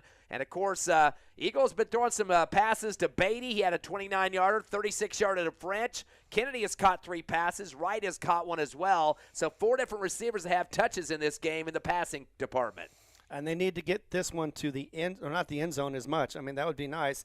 But at the very least, get it to the sideline, be able to get it out of bounds save some time on the clock and get that first down, though. That's the main thing. And more importantly, it is a fourth down situation. If they don't get the first here, that's going to give it back to Centennial. I guarantee you they'll just kneel it down. They're not going to take any chances for an INT or anything. So, right, big play call for Coach Stevens and his Hobbs Eagles at this point. Again, 4th and 7. They're at the Hawks 35-yard line on that left hash. Eagles break the timeout pretty quickly. Glad we didn't take one to the station there because they're already back up to the line of scrimmage, and Centennial having to get out there on defense as well. So a big play on this one. 4th down and 7. It looks like Centennial's playing prevent. Definitely do not want to give up a first down here. Shotgun for Beatty. He's back at the 40. Fakes the handoff, 3-step drop, flush out of the pocket, rolling right. Receivers are all covered, kind of waiting for somebody to get open. Get a deep throw to the goal line, diving over the top, a tip for a catch. Trying to come back over the top of the defender that time was Isaiah Rodriguez, but was not able to come up with the catch. And now it will be Centennial football for the final 16 seconds of the half. Look, I like the fact that they gambled on it. They went all the way in for the end zone.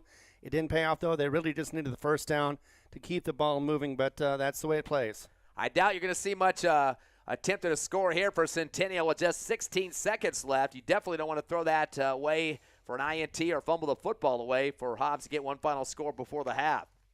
So wait to see what they do here. Looks like by himself in the back. Nope, now it's going to be two guys in the backfield. Davis, of course, the quarterback, and has a running back on his right shoulder. Twins left, receiver right for the Hawks.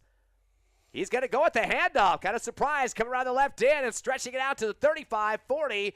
And coming out of bounds with it is Dalen Ramirez. Been seeing some touches in the second quarter and will finish the half on a 5-yard run, getting out of bounds at the 40. That will stop the clock with 9 seconds remaining. Exactly, and they've got another play going. So not running out the clock like we thought they would, but trying to see what the defense will give them. That's 4 carries for Ramirez for 29 yards, had a 9-yard touchdown run. And they'll line up again at the left hash, 40-yard line, 2nd down and 5 for Centennial. They're all looking to the sideline now to Coach Ocampo for the play call. And this looks like a kneel down, but never know. 9 seconds remaining. They're going to go shotgun, though. Usually the kneel down, you're going to go up underneath their center to make sure there's going to be a good snap here. Now a timeout called. Wow. So burning a timeout late here in the second quarter, 27-6, Centennial leading by 21 with 9 seconds remaining. I guess they just did that to see what the Eagles defense was going to set up like. But, boy, I don't know if you want to risk the marbles here with Coach Ocampo leading by 21. I mean, what kind of play you're going to call to be safe with this? I know, with 9 seconds to go, it looked like there was a little confusion on the offense either way, and they had to burn that timeout. They wanted to make sure if they played something, they were all on the same page, and that did not seem to be the case for the Hawks. So they're burning out this timeout, trying to see what they can do. Again, we're wondering if they're going to make a play at all. They've got 60 yards to go, even to get a score, and they have not even tried to kick a field goal so far. They haven't really needed to, but still, it's going to be one of those situations where they may spread out the defense. They opened up the game 13-0 in the first quarter. Eagles scored a touchdown to make it 20-6, and the only score in the second quarter, the Hawks, again, Ramirez with a 9-yard run. So 2nd down and 5 from their own 40 after the timeout. Eagles have 4 on the front defensive line. Shotgun, rolling right. Davis wants to throw. He's going to chuck the out route to the 50-yard line and run out of bounds. That will be a 10-yard pickup on that far right sideline. And that will be Jordan Lucas who comes down with that one. That's his first catch of the ball game. 5 for 7 are the Hawks. That will be a 10th first down for the Hawks here in the first half, right at the midfield stripe, right hash at the 50. He did get out of bounds, so that gives him one final play here in the second quarter. 3 seconds remaining and a 21-point Hawks lead. They're going to send 3 receivers left, nobody to the right side, and a shotgun situation for Davis with one man to block for him in the backfield. So probably a passing play here. Davis waits for the snap. He's going to roll left. He's got a bunch of receivers to the left side. He's going to let it unload. Far pass towards the goal line. Overthrows all his receivers and almost intercepted in the end zone off the hands of Mirari Orozco. Deep safety that time. That will end the first half of action. But a big lead for Centennial nonetheless, 27-6 over the Hobbs Eagles. We will take a 3-minute break and come back with a halftime show live on Cool 95.7 and HobbsAmerica.com.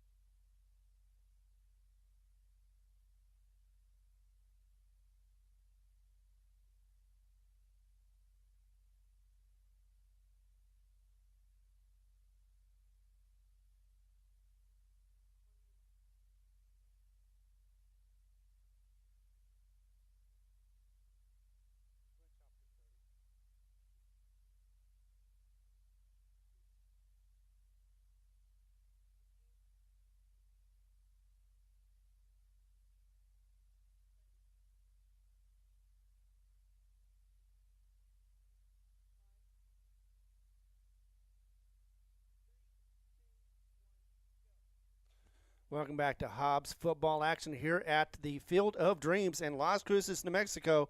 And we're looking at the score of Centennial 27, Hobbs 6. Unable to make any progress as far as offensively. Defensively, they've been playing pretty good. But without our sponsors, we would not be able to do this at all. So we want to thank each and every sponsor for this season, starting with Lee County State Bank, First American Bank of Hobbs, Eunice Pump and Supply, Hobbs Express, Devon Energy, Miko Services, Master Plumbers, Zamora's Car Care, along with Badger, The Model, Divine Energy, Eastern New Mexico University, TDS, Lasco Construction, Thriftway, Forest Tire, NMR Pipeline, and Emerson Media and Design. We're going to be back in just a moment to give you some stats as halftime continues right here at the Field of Dreams. Once again, Hobbs trailing, unfortunately, 27-6 to this Centennial Hawks team. Yes, this is the Battle of the Hawks. We'll be back in just a moment.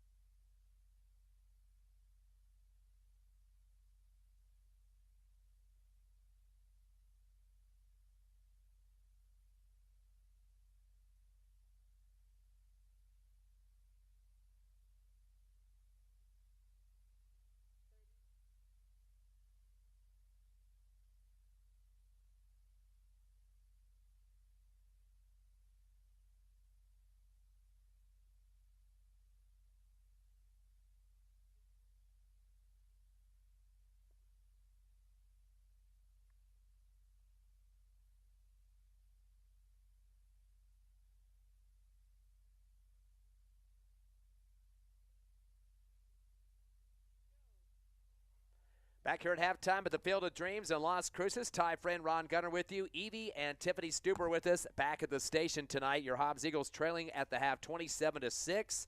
A lot of the scoring taking place in the first quarter. In fact, 3 touchdowns for Centennial. They start off at 13-0, a 12-yard pass to Rios, 59-yard run for Lucas, so they were up 13-0 early. Hobbs did manage a 36-yard touchdown reception from Beatty to French to make it 13-6. Eagles missed the PAT on that one. And then they also added a Rios touchdown, a 47-yard rush to make it a 20-6 lead at the end of one. And then Centennial comes back in the second quarter, the only score of the second quarter, Ramirez with a 9-yard run to make it 27-6. But then the Eagles had a chance to get some points on the board. Unfortunately, kind of sputtered out there at the end, could not get it on a fourth down, and gave the ball back to this Centennial team to kind of run it out for the rest of the quarter. Yeah, we were hoping that they would just go for the first down. That would have been the easier solution, but went ahead and went for it, gambled, and didn't quite make it. Got to the end zone with the pass, but just wasn't able to get it into the hands of the receiver, and unfortunately it dropped to the ground, and that was the end of that one. So Hobbs does have the opportunity to get the ball back at the start of the third quarter, but they're going to need to make the most of it. So far they have not been able to do a whole lot. They've had 2 good drives, and that's it, and Hobbs definitely needs to make some stops on defense. They've had a couple, but not enough, and the offense needs to get back into the rhythm of things, and Beatty needs to get those receivers and hit them in stride. Yeah, that's definitely going to be a big change there at halftime. Again, anything different that they weren't expecting from Davis, the quarterback. We said he's the multiple rusher every game and always has the big numbers, 900 plus in the running department and 2,000 rushing yards for the team. He definitely was a known quantity on this squad, so I don't think anything really big different for him, right? No, absolutely not. In fact, he's pretty much running his game the way he wants to. In fact, it seems like sometimes he has chosen to go ahead and just step back for a second and then run forward and get some yardage. He's been getting mostly positive yardage on his runs, which is great for Centennial. But Hobbs has stopped him a couple of times, but not as many as they need to. So second half, usually what happens is the defense of Hobbs strengthens up. They don't break as much as they do in the first half, and they stop those runs from happening. So you expect to see, though, a little bit of a different situation for Davis in the second half, as far as he may be going back and passing. He was pretty much late in the half, but not sure if he's going to do that or just go back to his old reliable legs and be able to get it and, of course, run out the clock as well. Kind of spreading the ball around in that first half as well in terms of the rushing game for Centennial and their stats. Rios had 4 carries for 66 yards, a 47-yarder and a 12-yarder, so 2 double-digit runs there. Lucas ran for that 59-yard rush for a touchdown, so he's 1 for 59. Davis, 10 for 52, and he had quite a few double-digit runs in that first quarter for 10, 18, and 11. And it was Ramirez who had a lot of rushes in the second quarter. He went 4 for 29, including a 9-yard touchdown run. So a total of 218 rushing yards in the first half for this Centennial squad. They had about 20 carries on the ground in that first quarter, or first half of action. In the passing department, they converted 5 of 8 in the passing game. One guy with a couple of catches, that was Toronas, 2 for 10. Sanchez, 1 for 4. Lucas, 1 for 10. And Rios, 1 for 12, which was a touchdown snag. Again, 5 of 8 for 36 yards in the first half. A total of 254 yards for Centennial. Most teams would like to have 254 yards as a team in a whole ball game, let alone the first half like Centennial had.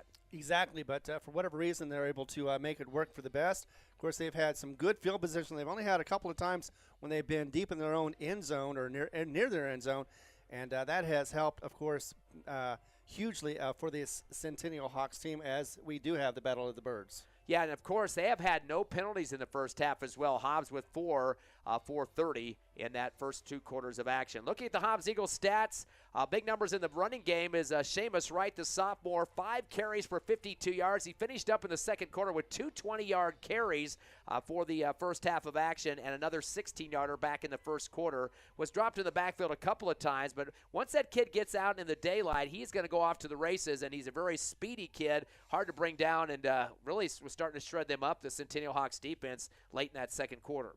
Exactly, he was, and with his size and his speed and his strength, he is perfect for being able to get down the field, get those 20 yards, like you said, 2 in a row. We're hoping to see more of those. Plus, he did a couple of those outside around. There was one quarterback option that he did a pretty good job of as well. We just got to make sure that we limit ourselves as far as penalties. Do not start off with penalties. That has pretty much killed our drives so far in this game. So Seamus Wright, 5 of 52. Beatty, 5 for 16 in the running game. Had a couple of double-digit runs, 11 and 13.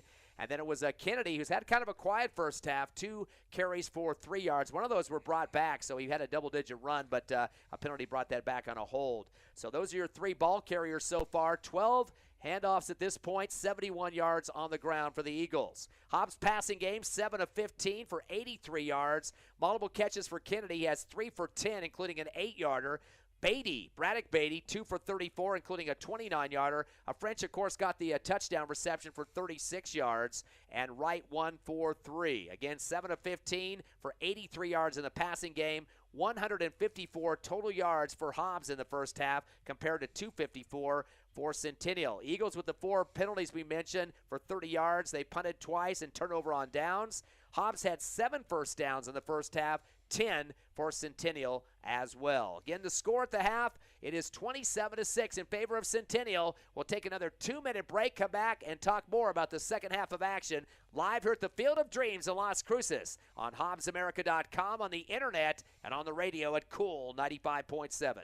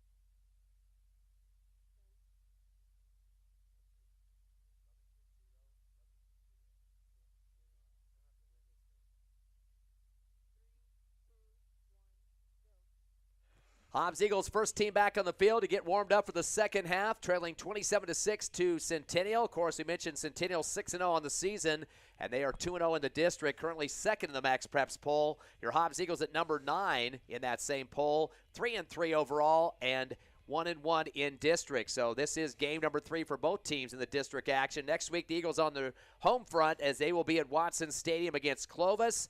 Of course, that is the homecoming game. Clovis right now has been outscored by their opponents 31-298. So only 31 points on the scoreboard at this point in time. They're 0-2 in district. They got a lot of work to do, and the Hobbs Eagles are going to be happy to force them into a homecoming matchup. Of course, that wasn't the original homecoming game. It got moved back from a few weeks that was going to be prior to that. So Hobbs going to play that homecoming game this coming week. And of course, Clovis and Hobbs, definitely a rival situation. Clovis's program has not been as strong as it was over the years. Back in the days, they were vying for state championships, but they're in this district just like the Eagles are. I haven't been that way for a couple of years now. In basketball, of course, it is, but now right. For football, still, Eagles better be ready for that home matchup next week. Exactly. Never sleep on anybody, especially when they're playing so badly. In fact, this will be the homecoming game, like you said. I remember just a few years ago, it was they were complaining that it was an early game for a homecoming. And ask me later in the season, but Clovis right now is playing pretty well against Oregon Mountain. In fact, the first quarter was 15-14. Oregon Mountain had a 1-point lead, and now it is 24-21. Looks like that's at the half, and Clovis does have the lead over Oregon Mountain. They scored 10 points in the second quarter, so they're being competitive anyway. See what happens in the second half. I think they've been a little bit competitive, but nowhere near what they are doing right now against this Oregon Mountain team. Of course, we also had Jal Panthers earlier playing a JV team that was Las Cruces. They played here in Las Cruces, but they were unable to win. That was a final of 32-0. That was brought to you earlier on our sister station on Tatum Sports. You can catch all the action on that one. Sports. Jal. Is it Jal? Yeah, I'm sorry. I'm thinking about Tatum too. So, so definitely that game is crucial. We would have thought that they would, Jal has gone in and been able to not really wipe the floor with Centennial JV, but they've been able to beat them the last 2 years in a row. This time around, they struggled against the Las Cruces team, the Las Cruces JV team, I should say. And that wasn't expected, but it was a clear win for the JV team of Las Cruces. Of course, also Tatum playing tonight. They've got a Gateway Christian game. That game is already over, by the way. It was Tatum's homecoming, and that was a mercy roll victory for Gateway Christian, 54-0. So unfortunately, the Coyotes had some trouble at home in that homecoming affair. Any other scores you have for us, Ron, at this point? Of course, Lovington has a bye this week. I do not, other than the fact of yesterday, the Roswell JV and Hobbs JV clashed together. Hobbs had an undefeated team record, and Roswell had a 1 loss, and Roswell ends up winning that game 36-32. Unfortunately, that means that Hobbs JV has a loss. Now they're at 7-1. They have one more game remaining next week against Carlsbad, but that will be at home. Yeah, that'll be Thursday night, of course, at Watson Stadium. So you have 2 home games if you want to go to them. JV on Thursday, and then the varsity contest with Clovis on Friday. The best part about this game is Hobbs deferred to the second half off the coin flip to start the game, so they will have the kick receive and try to get some more points on the board, down 27-6. We'll take a final 30-second break, ready for second half action from the Field of Dreams in Las Cruces. Stay with us.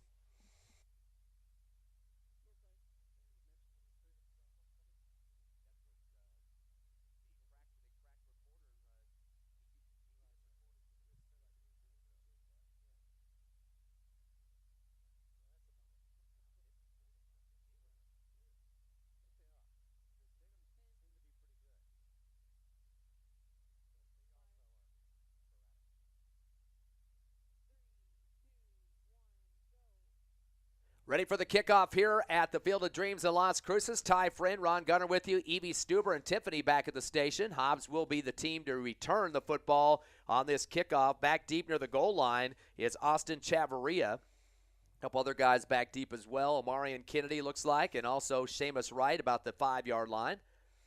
As Centennial get everything lined up at the 40 for the kickoff. Again, they lead over the Eagles 27-6 to battle the Birds here in Las Cruces. And Hobbs would love to see an opening drive on this one. Yeah, definitely after some punts and some turnovers on downs for the Eagles in that first half. Thought the Eagles might get a fumble recovery, as we had one fumble was fumbled for the Centennial Hawks. They got a first down off a 12-yard run and then fumbled forward for about 5 yards, and then it looked like it was going to be recovery by Centennial, so we didn't think anything of it. Then all of a sudden the Whitecap points for Hobbs, and we thought maybe a delayed fumble recovery was called there, and then all the referees got together and discussed it for a few minutes, and they gave it back to Centennial. Again, that's why they lead 27-6. Hobbs was on a potential for having that in Centennial territory at that point. Exactly. That could have been a game changer right there, at least a momentum changer, but unfortunately it did not happen. Whitecap was overruled.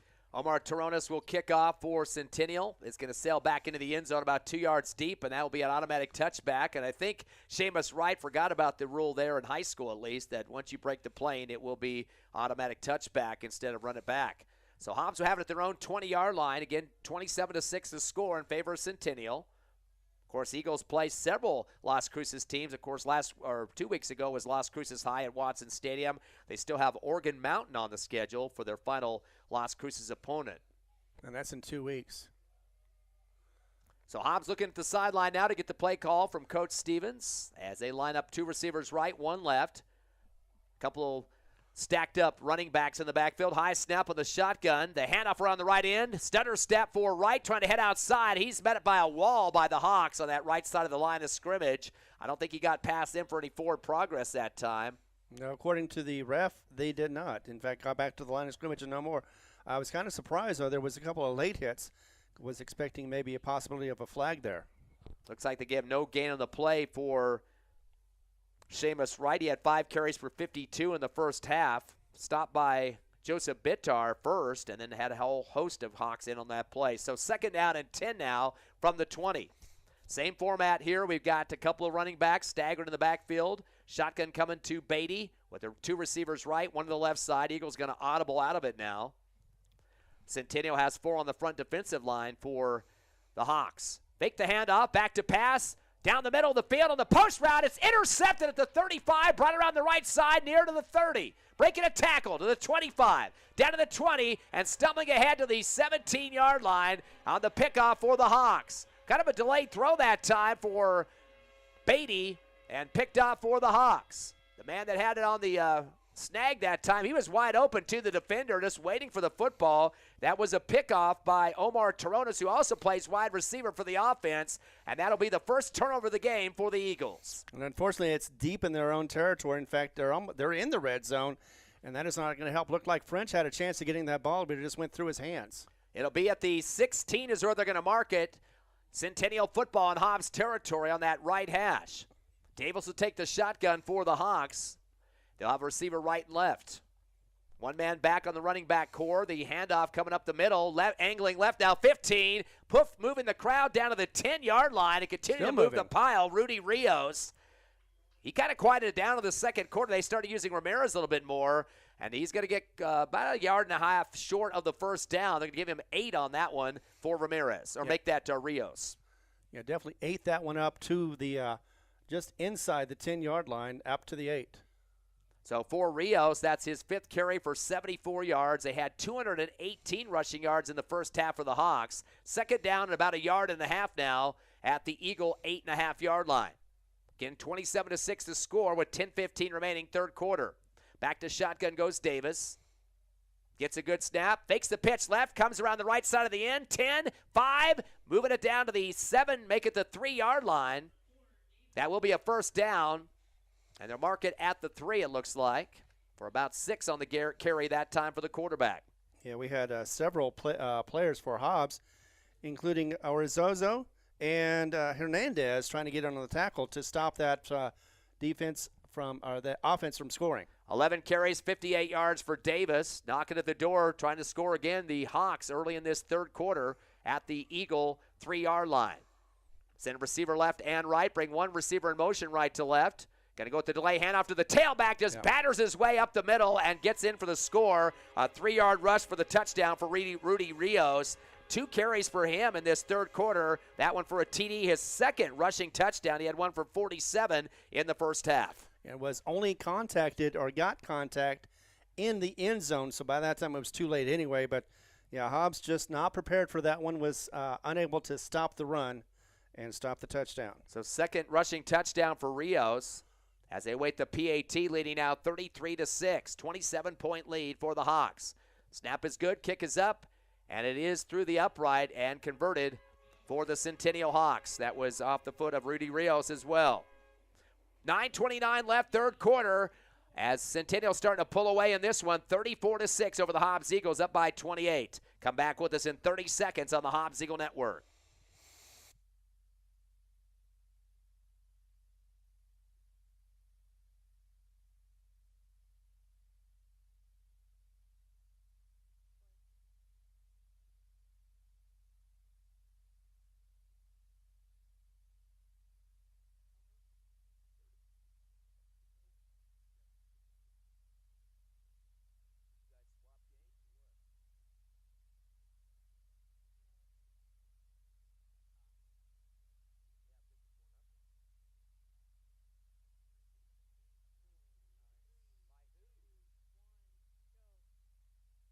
Back live here in the third quarter, the Field of Dreams, as your Hobbs Eagles trail 34-6. They're waiting for a kick return here. Chavarria back about the 1 yard line waiting for it. He's the deep man. They got Kennedy back there and Wright as well. Here's the kick from the 40, end over end. This might go close to the goal line. It actually bounces 1 yard deep as Wright continues that. Just have to watch it as he's not able to return after the automatic touchback call here. Hobbs will get it back at the 20 for the second time here in the third quarter, but the last time they had the ball, Ron, interception, and Centennial moves into the end zone to take the 28-point lead. Yeah, hot throw that Beatty had delivered, unable to be caught, but actually looked like he went through one defensive person and got to the second one. I almost thought it was dropped, but instead he was able to get it, retain it, and be able to move it forward for some positive yards. Eagles 1st and 10, middle of the field at the 20-yard line. They get a late player onto the field. They didn't have enough guys out there. As finally running on there, one of the receivers, Josh Ortiz, on that right side. Twins left and right. Back in shotgun is Beatty. Takes a little bit of a delay here, waiting for the snap. The Eagles have a lot of their guys standing straight up on the line. Back to pass, three-step drop. He floats it down the middle of the field. Caught at the 40, 45, 50, and Kennedy brought down at midfield for the first down. That's going to be 30 yards for Amarian Kennedy. Kind of a floater down the field. So definitely a big play. Actually give him an extra one there. That is 31 for Kennedy to move the chains for the Eagles. Drew, the defense, it looked like they were blitzing, and just all Beatty had to do was get it to his man. He did, and nice in-stride catch. Eagles 8 of 17 in the passing game, and that's a 31-yarder to make it 114 in terms of the passing yardage so far. That was the 8th first down. They're going to give the delay handoff his right, tries to get around the right side, and he puts on the brakes, tries to cut it back, and is dropped in the backfield. I'm not sure they're going to give him forward progress or not. Could not cut it outside the way he wanted to. No. Going to lose a yard on the play, does Wright. Exactly, just tried to go to his right. Just did not work out, though, and instead of running forward, ran to the left, tried to stop, and then, of course, once you stop, your momentum really takes a while to get back up again, and by that time he was tackled. Second down and 11 now at the 50-yard line. Eagles going to send 2 receivers to the left and 2 to the right. Beatty with a long, hard snap count, takes a 2-step drop, back now at the 42. Tries to throw a little slant route. I'm not sure what receiver he was trying to go to. He had an actual lineman down the field way ahead of the play. That was kind of I don't think he was the guy he was trying to throw to that time. Kyler Pickering was down there, but that was just kind of a slant look. I think a miscommunication, timing route that no receiver was even close to up the field for the Eagles on the right side. I believe it was for Seamus Wright. He just wasn't in the right spot at the right time. So incomplete on that one. Third down and 11 from the 50. Back to pass again on the shotgun. Get caught in traffic behind the line of scrimmage in the pocket, and going down hard is Beatty. And a late flag coming in. I don't know, maybe took his head off that time. There was a late hit. That's going to be at least an 8-yard, looks like a 7-yard loss on the play. But wait to see what there's going to be a tack on here on the penalty.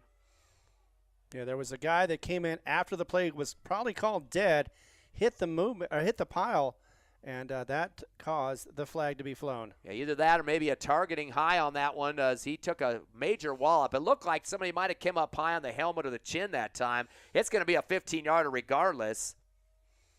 And that was from where it happened behind the line of scrimmages. They're marking it off a 15-yarder here. Personal foul against the Centennial Hawks, so a 15-yard penalty.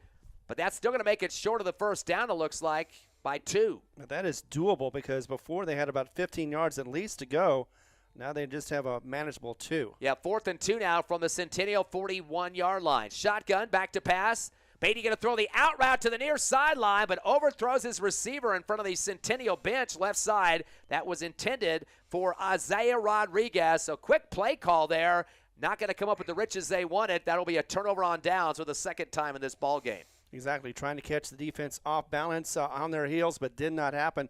Centennial ready for the call and definitely made that stop to get the ball back. By the way, that was the first penalty of the ball game, the personal foul against Centennial, but it doesn't help the Eagles enough. They can't convert on that 4th down situation, and they'll give it back to Centennial at their own 41-yard line. Clock to 7:59 left, third quarter. It's the Hawks up 34-6. Hawks defeating the Hobbs Eagles at this point here in the third quarter. Back to shotgun goes Davis, twins left, receiver right. He'll bring one receiver in motion left to right. That is Laborin. Good snap. Fake the handoff, step it up in the pocket. He's going to throw the fade to the near side. Caught at the 45 of the Eagles, 40, 35, and that'll be a first down pickup. That was a huge play for the Hawks as it was Hobbs that was able to get it, but not before that first down was gained. At 26-yarder on the catch there for the receiver, Andrew Sandoval. So that'll be for 15 yards for Sandoval to move the chains. 11 first downs in the game for Centennial. They're now 6 of 9 in the passing game. And now at the Eagle, 34 on the right hash. And again, kind of changing the momentum here. Eagles were getting some advantage, and now all of a sudden it's Centennial now into Eagle territory. Shotgun to Davis. Fakes the handoff. Quarterback keeper coming around the left side as he bounced out to the 30. Heads to the far left sideline, the 25, and is drugged down to that far sideline in front of the Hobbs Eagle bench. And he doesn't hold anything back either. For a quarterback, he runs the ball as hard as any running back I've ever seen. Yeah, he definitely puts his body on the line there, and he was chased pretty hard outside.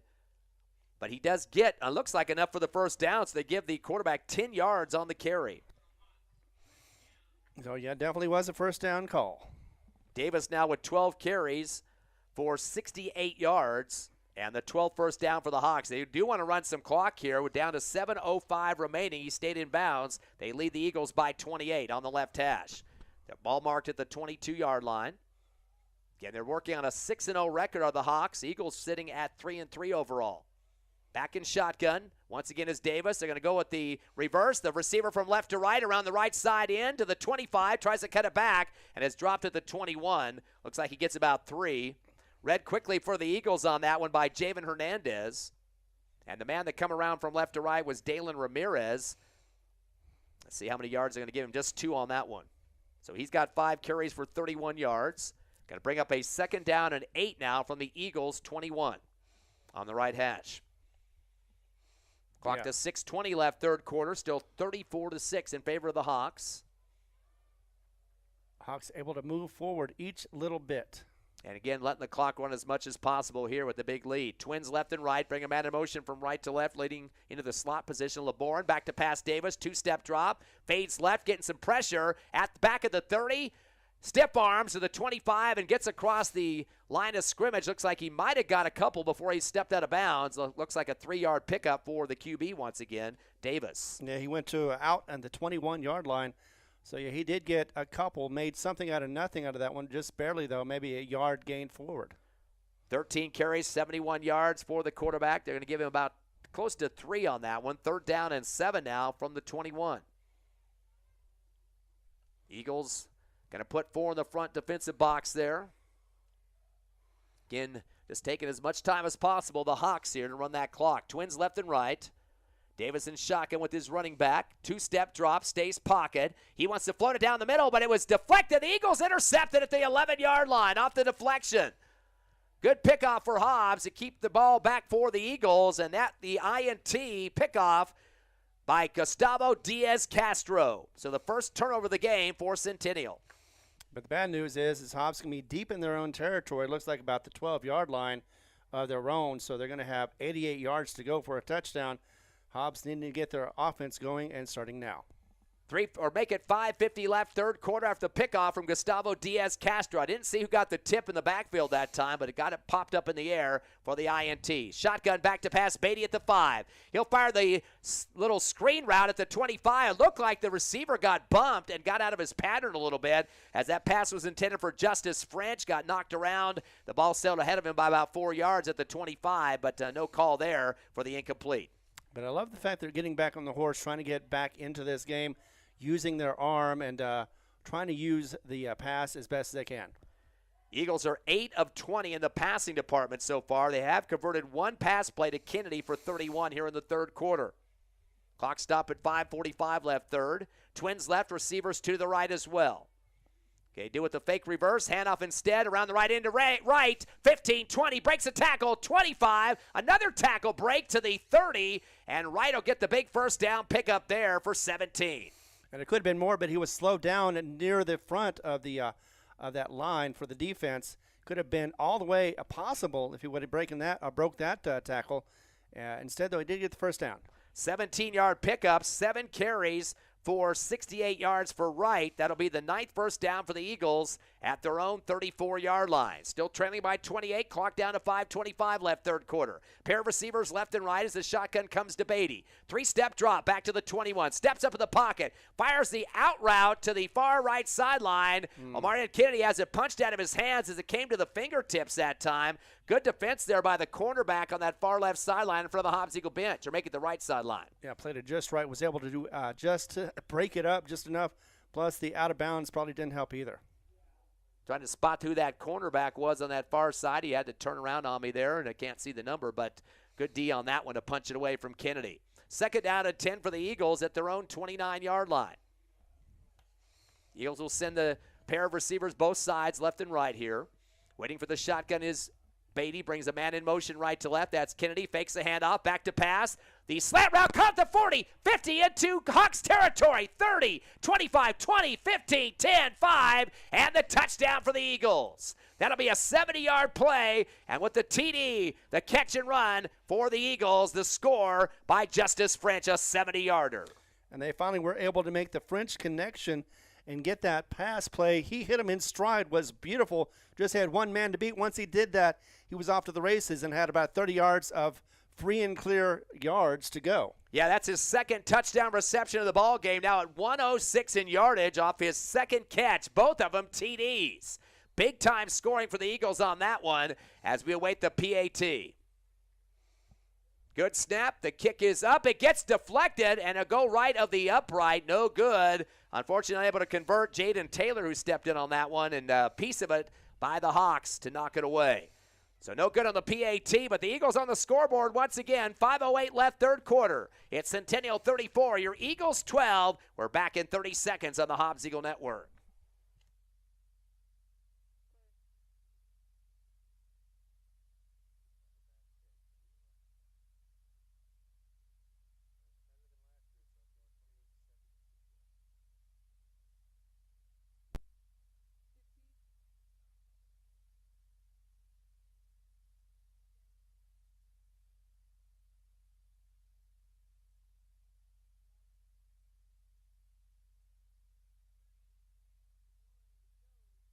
Back live here in Las Cruces, the Field of Dreams. Ty friend Ron Gunner with you as the Eagles trail 34-12, but just scoring off a 70-yard pass from Beatty to Justice French. Thanks to our sponsors of Hobbs Eagle football tonight, Lee County State Bank, First American Bank of Hobbs, Eunice Pump and Supply, the Hobbs Express, Miko Services, Zamora's Car Care, Badger, and Divine Energy. We'll talk more about some of our other sponsors here in just a couple of minutes. Ready for the kickoff. The Eagles going to do that from the 40-yard line. Wait to see who actually will kick the ball. They usually have a couple of guys out there that are kind of mixing it up just a bit.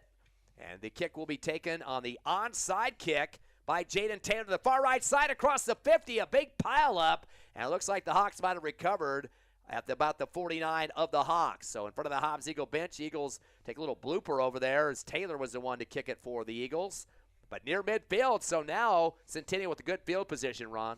But it doesn't seem to really matter. The last couple of times Hawks have had the ball, they're able to move the ball efficiently down the field, whether they're deep in their own territory or at the 50 or near the 50. So That was a gamble I was willing to take, and now the defense just needs to step up and be able to slow down this Hawks team. So 1st and 10 for Centennial at their own 49-yard line. They lead by 22 here with 5:04 left in the third. Back to shotgun is Davis. He has Rios on his left shoulder in the backfield. One receiver left side and right. Give it to fake to Rios. Now he's going to throw down the middle of the seam route. Wide open at the 15, 10, 5. Touchdown, far left side. Wide open was Lucas, just waiting for that ball. And that's going to be a 51-yard pass play. Kind of over the shoulder to the left side. The defender kind of went to the right and got burned on that one. Exactly. It was a nice pass play. Got it to the right side. Was a route run, and definitely got the route right. And the pass was right on the money. So converted the 7th pass of the ball game. 51 yards for Lucas. That's 2 catches for 61 total. And back on the scoreboard go the Hawks, who now lead 40-12, pinning the PAT for the home team Centennial. And the second time in a row that they've been able to play one play and be able to answer back real quickly against this Eagles team. And the kick is up and good for the Hawks, putting it through Rudy Rios. 4:52 left, third quarter. Back-to-back scoring going on here. It's 41-12 in favor of Centennial over the Hobbs Eagles. We'll take a 30-second break, come back with more Hobbs Eagle football on Cool 95.7, HobbsAmerica.com.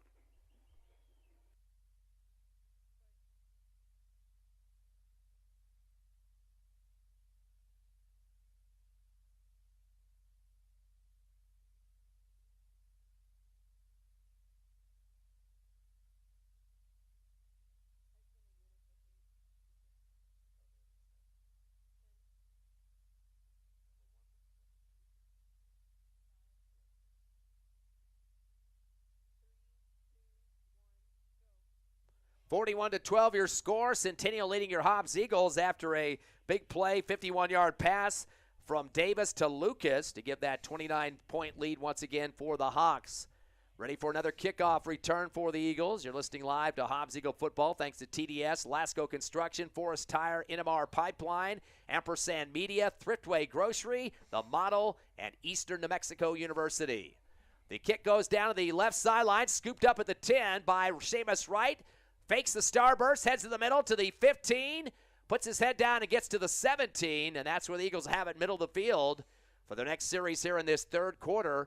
They trail 41-12, and of course the Eagles did score quickly on their last hold of the football with French and that 70-yard pass from Beatty. Again, love to see that happening again pretty quick here, though. Exactly, but it seems like so far this is the second time in a row that Centennial has been able to turn it around, make one play, and make Hobbs pay for it as they get another easy touchdown. We've already had 3 touchdowns here in the third quarter, 2 for Centennial, 1 for the Eagles. As they're back up to the line of scrimmage. Hurry up offense, 1st and 10 for the 17, Twins left and right. Shotgun, back to passes, Beatty back at the 10, steps up in the pocket, tucks it, goes to the 20, the middle, the 25, the 30, the 35, and drugged down at the 38-yard line. Big pickup from him, going from the 18 down to the 38, a 20-yarder for Brock Beatty, the quarterback. And that was a nice run. Sometimes you just got to tuck it under there and see what you can get, and definitely found the holes on that time. 6 carries for 36 yards for Beatty. That will be the 10th first down for the Eagles, now in the double digits at their 39-yard line. So give him another one, 21 yards there for Beatty on the left hash. We talk about both these quarterbacks can run. Shotgun back to Beatty, throws the screen route, bubble route to the right side to right, to the 35, breaks the tackle, 40, tries to continue on, and gets down to the 43-yard line. So he's going to get another 5 for the Eagles, maybe 4 depending on the knee drop there in front of the Hobbs Eagle bench right side.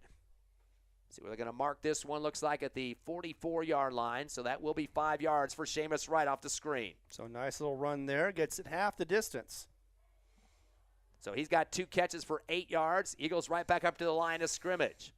2nd down and 5 from the 44. Twins left, receiver right. The fake the handoff coming around the right side. Instead comes Beatty, the 45-50 for the first down into Centennial territory.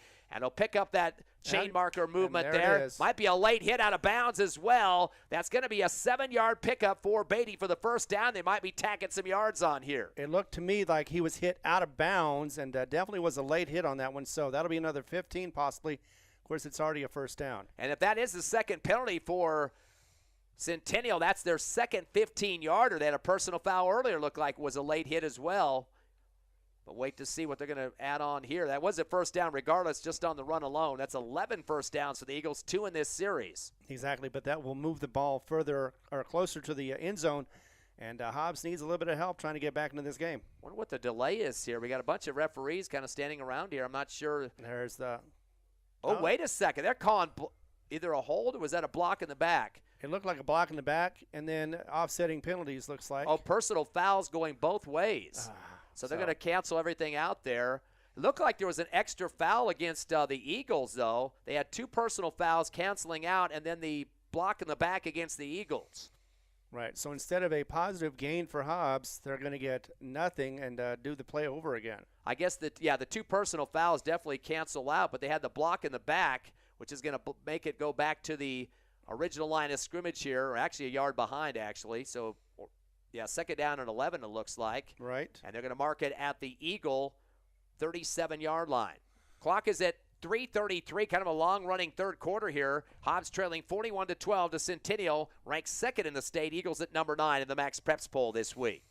Ready for shotgun is Beatty. 2 receivers left, 2 on the right side. He has 1 man with him to block in the backfield. Takes a good snap, 3-step drop back to the 30, fires the little curl comeback at the 50-yard line, but throws it in the field turf there at the ankles of Isaiah Rodriguez. If he would have caught that one, it might have been close to the first down, but he would have taken some hard hits from the safeties back there, incomplete regardless. Yeah, it did put him in an awkward position. Nevertheless, was unable to catch that. So third down and long 11. Eagles are 10 of 24 in the passing game. Third down and 11 from that 38-yard line in their territory still. Did stop the clock with the incomplete pass at 3:22 left, third quarter. Twins left, 2 receivers right as well. Shotgun here for Beatty. Takes a good snap, 3-step drop, throws a little out screen to the left side of the 40, 45, breaking a tackle, trying to get the extra he needed for the first down, but he's going to be just shy, as that will be a very good attempt there for Seamus Wright to try to pull the chains forward if he could, but I don't think he's going to get that extra that he needed. No. That's going to be, looks like 9 yards to make it 4th down and 1 for the Eagles at their own 48. Yeah, or 47, 48. Effort very much so, but just unable, just short of it, but definitely could have been worse, could have been about 4 yards deep. He's got 3 catches now for 17 yards. 4th and 1 for the Eagles at their own 48. Twins right and left. Shotgun for Beatty. He wants to option, takes it himself with the middle for the 50, 45, and slides forward for a few more. Pounds the ground with his fist. He just lost his footing. Somebody might have swiped that ankle that time, and he's going to get, looks like 10 yards for the first down. Yeah, but definitely got that first down. That's what he wanted to do. Probably wanted to get a whole lot more because of the score, but you got to take what you can get. He's got 8 carries for 54 yards. That's the 12th first down. He's picked up 2 double-digit runs here in the third quarter and has 38 yards here in the third quarter alone. 2:20 left here in the third. The shotgun back to Beatty. Stays in the pocket, fires the fade right over the shoulder to the 10, but it's over the fingertips. Got a piece of it for a second, and the defender, the cornerback, is down hurt, flat on his gut this time on that play as they try to get that long fade and slapping his helmet right now, the wide receiver for the Eagles, who had it in his fingertips momentarily in stride, but unfortunately comes bouncing off at the last second. Maybe the cornerback got a piece of it. Pass intended for Chavarria. Yeah, but either way, Chavarria had to reach over his shoulder basically to get it.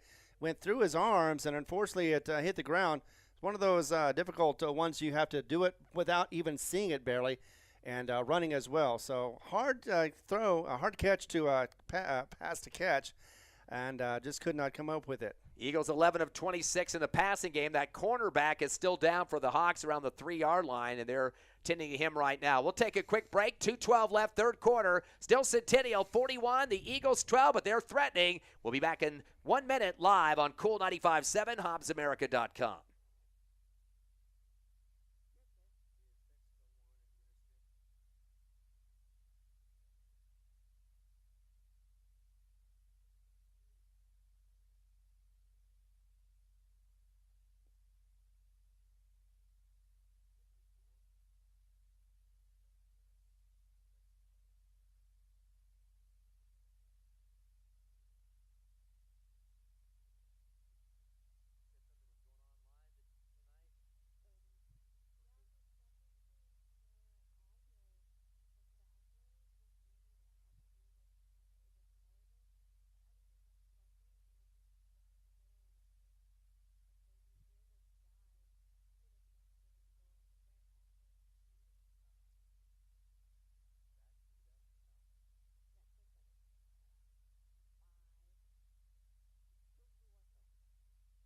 Here at the Field of Dreams, the Eagles, after a timeout, throw a post route down the middle. Looked like Beatty got hit hard in the backfield. The ball bounces off the receiver, Chavarria at the 30, and good defense there by the secondary for the Hawks to put a hard hit on him. The ball came off his hand, so incomplete for the Eagles. 3rd down and 10 now from the Hawks' 42-yard line.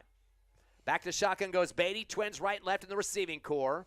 Takes a good snap. Gives it to Seamus Wright, angling right. Tries to break a tackle and heads outside. We'll get some positive yardage, it looks like, but kind of got his legs ripped out for 3, maybe 2 yards on this one. Looks like just 2 for him now at the 40. But that's going to bring up a 4th down for the Eagles, although they are in Hawks territory. But they do need that. It is 4 down territory. So they need to make the most out of everything. That was trying to get more yardage, but unfortunately did not make it. 4th down, though, here it comes. Right 9 for 70 in terms of the running game in this game so far. Twins right and left. Shotgun for Beatty. Back to pass on the 2-step drop. He's going to let it fly with the seam route down the middle. Just barely misses his receiver right at the goal line. Coming out of the backfield, of course, that was Omarion Kennedy. Stride for stride, just waiting for that ball to drop into his hands, but just about a yard or two too far. He got through 2 deep defenders that time, and the timing just a little bit off on that play. He was tasting it at the goal line for a touchdown, but unfortunately incomplete. Yeah, but luckily there may be a penalty. Not sure exactly who that is against right now. The refs are talking about it. But yeah, it would have been a perfect strike into the end zone if that would have connected. And they put the flag down about the 38-yard line, 39. They got a personal foul against the Eagles, so that's not going to matter. Nope. That's I'm not sure if that's a dead ball foul. I'm assuming it is. They're declining it. So that will – oh, another flag is flying now. Yeah. Who was that? Oh, we got the Eagles, I think, were one. yelling at the official after that first personal foul. And that's going to be that one will be accepted by Centennial on the dead ball situation way after this play has ended. So that's going to give Centennial the football with a tack on a 15. Unsportsmanlike conduct on the Eagles. And that might have been just an explanation, outburst, just emotional reaction to it, which is unfortunate, and that is going to cost Hobbs, as Centennial is going to gain on that one. 5 penalties for 45 yards for the Eagles after that one. Just 1 penalty for 15 for Centennial. So they don't take the personal foul penalty on that last play. The Hawks wanted the football. Still 1:25 in this long-running third quarter, 41-12. Centennial leads by 29. And the Hawks have the football in Hobbs Eagle territory after the 15-yard mark-off on the unsportsmanlike conduct penalty. It'll be at the Eagle 45-yard line on the right hash. Hobbs trying to get everybody lined up properly on the defense. Had to scramble just a bit. The umpires having to run up because they forgot to move the chains. Right, they are definitely moving slowly on those chain side.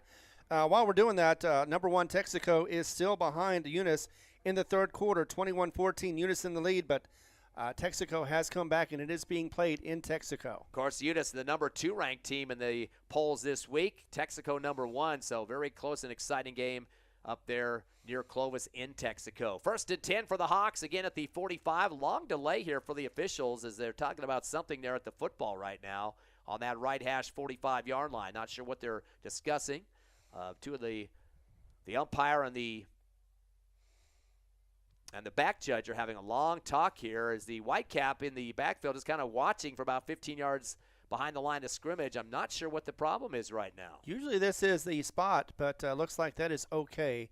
Just wanted to make sure that they were at the right spot. Well, the umpire had his notebook out. They were writing something down there, maybe just making sure they get all the personal fouls on the paper there, because if you get another one, somebody can be ejected after that. First down and 10 from the 45-yard line, the Hawks football in Hobbs Eagle territory. Shotgun snap to Davis, delay handoff coming around the right side, trying to power forward, a big pile up, and that will be some forward progress, but just kind of a movement of the pile that time.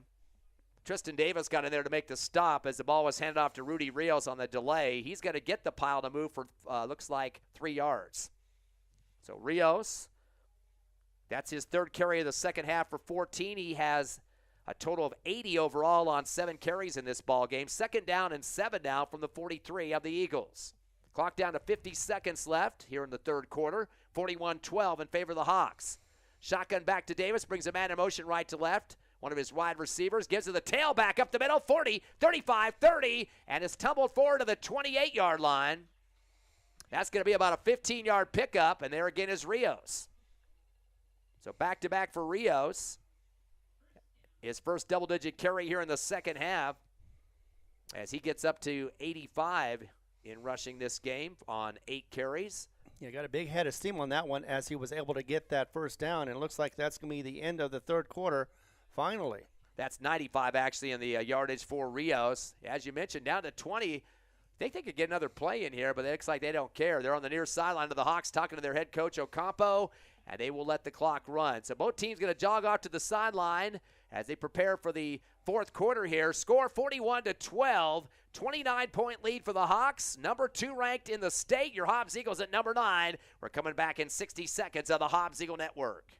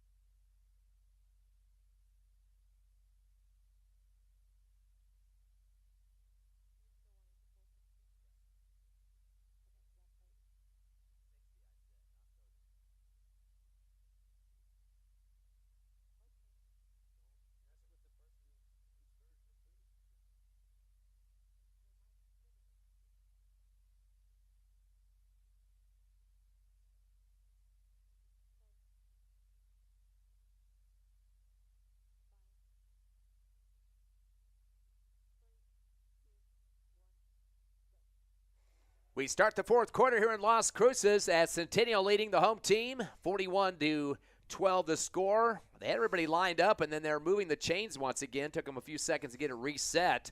Centennial knocking at the Eagles' door right now as they're at the 27-yard line of the Eagles. On the right hash, of course, Centennial with the 2-0 record in district, currently sitting second behind Las Cruces, though, who is 3-0, but this is the third game for Centennial, so that would tie them up with the win here tonight. They scored 298 points up to this game, only giving up 169 are the Hawks. First down and 10 now, again from the 27. Go at the reverse, coming around the left side to the 25, stutter step, and coming down hard as Rios, coming from right to left. Looks like he's going to get ahead for about, looks like maybe 3 or 4 yards on that one in front of the Hawks sideline on the near left. Tristan Davis bringing him down and then bringing him back up again to get him back on his feet. Yeah, he pulled him up by the shoulder pads and just lifted him up into the air that time for Rios.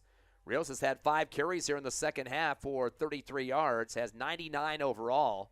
Second down and 6 now for the Hawks at the Eagle 23. Here in the fourth quarter, 41-12 in favor of Centennial here on the Field of Dreams. One receiver right, one on the left side as well for the Hawks. Shotgun coming back to Davis. Puts a man in motion left to right. Going to go the handoff to the Rios again. He's heading right and goes up the middle of the field now to the 20, down to the 18. Forward progress going to get him there. Looks like he might be short of the first down by about a yard. Maybe a yard and a half, but yes, according to the ref on the one side, looks like he is about a yard and a half to 2 yards short. So Rios will pick up 5 on that one. So inching closer into that red zone of the Eagles. Now at the, looks like they're placing it at the 18-yard line. Again, 10:44 left here in the fourth quarter. Centennial leading 41-12, and the Eagles actually beat Alamogordo more than what Centennial did. They won by 28, and it was 26 for Centennial, so 2-point differential here. But right now, the scoreboard in the favor of the Hawks. Exactly. In fact, the last time that the Hawks had a big lead like this was back in 2019 when they won 62-20. Third down and 1. The handoff up the middle goes Rios, 15-10, and somersaults ahead to the 7-yard line to pick up the first down. Looks like he's going to get about 10 on that one, so 10 yards for Rios. Another double-digit run for him in this second half, and the chains have been moved for the 14th time in the game on the first downs for Centennial. Now at the Eagle 8-yard line, a first and goal. Exactly, first and goal inside the red zone, and once again the Hawks are threatening to score again.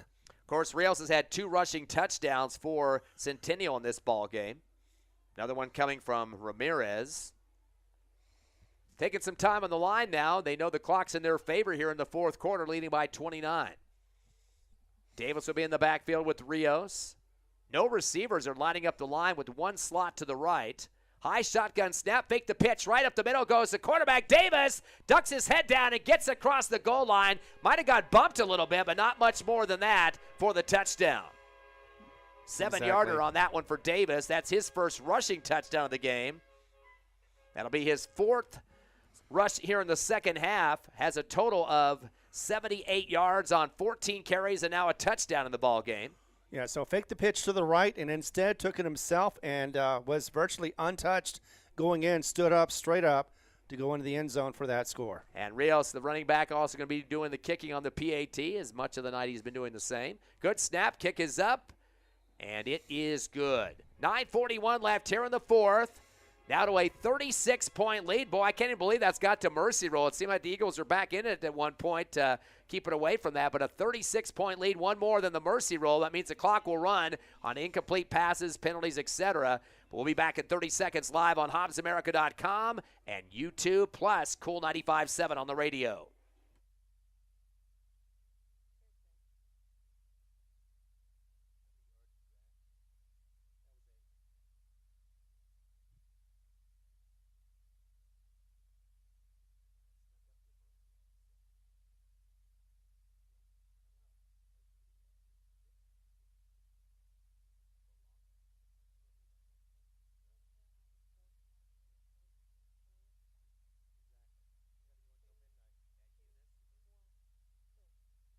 Hobbs Eagles ready for a kick return, trailing 48-12 at his mercy roll, so they got to get some points quickly to get the clock stopped, because that mercy roll means the clock will run on those incomplete passes and other stuff that usually stops it. Here comes the kick from Centennial. They'll keep it low on the ground. It'll take a roll and a bounce to the 10, scooped up for the Eagles by Kennedy. The starburst, hands off to one man, up the middle, and he's going to get dropped quickly, down, wrapped up, no faking out the Hawks on that one. Josh Ortiz, the man that was given the handoff there.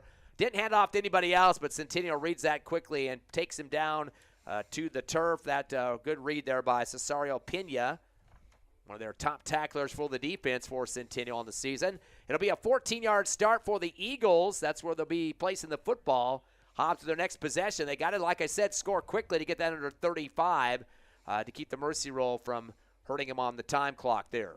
Got an update for you from Texaco. Looks like it is a close game, 28-22. Eunice still in the lead, number 2 versus number 1. Texaco still trying to get back into it. So that means that would be an upset as Eunice, the number 2 team, and Texaco at number 1. They're moving on, switching out the football here as they were going to try to give the Eagles a Hawks ball. Looks like there might have been a penalty on the return as they're marking it back to the 7-yard line. I'm assuming a block in the back would possibly be where that was. Yep, half the distance, and there is the personal foul. So that's a back to the 7. Is where the Eagles will start. So a 7-yard penalty against the Eagles technically. They've had a total of 6 penalties, just 2 for Centennial. Delay handoff coming to the right side and knocking a few guys down. A bowling ball coming across there to the right in front of the Centennial bench, and he's flat on his back right now. And that was the first carry of the ball game for that running back, Ricky Gonzalez, as he's going to get 2 yards for the Eagles. So Gonzalez getting his first rushing yards of the ball game. And hard fought, too. Ball be placed at the 9-yard line. Clock down to 9 minutes left here and ticking in this 4th quarter with the mercy roll underway. 48-12, a 36-point Centennial lead. And looks like they are going to get him off the field. He may be hurt more than we thought originally. But hoping that that didn't hurt Hobbs from moving forward and be able to get something going with this drive. Checking in for Hobbs, one of the wide receivers, Isaiah Rodriguez. Looks like he's going to line up maybe in a slot position, kind of backpedaling as he comes into the backfield, still stirring at the sideline to get the play call here. Looks like they might balance out the field with a couple receivers both sides, and then Rodriguez now going back to a left slot position. So 2 receivers left, 1 to the right, and it will be Rodriguez at the left slot. Shotgun for Beatty. Fakes the handoff, cuts up the middle, meets a wall at the 10, and he gets knocked backward. So I guess he's going to get a little forward progress on that one, about 1.5 yards for Beatty, make it 2 for him. But he needed to get to the 18 for the first down, make it the 17. Yeah, it looks like he got, it was 2nd and 8, so it looks like he got back to the line of scrimmage. 3rd down and 8 now for the Eagles at their own 8-yard line. Everybody looking to the sideline for the play call.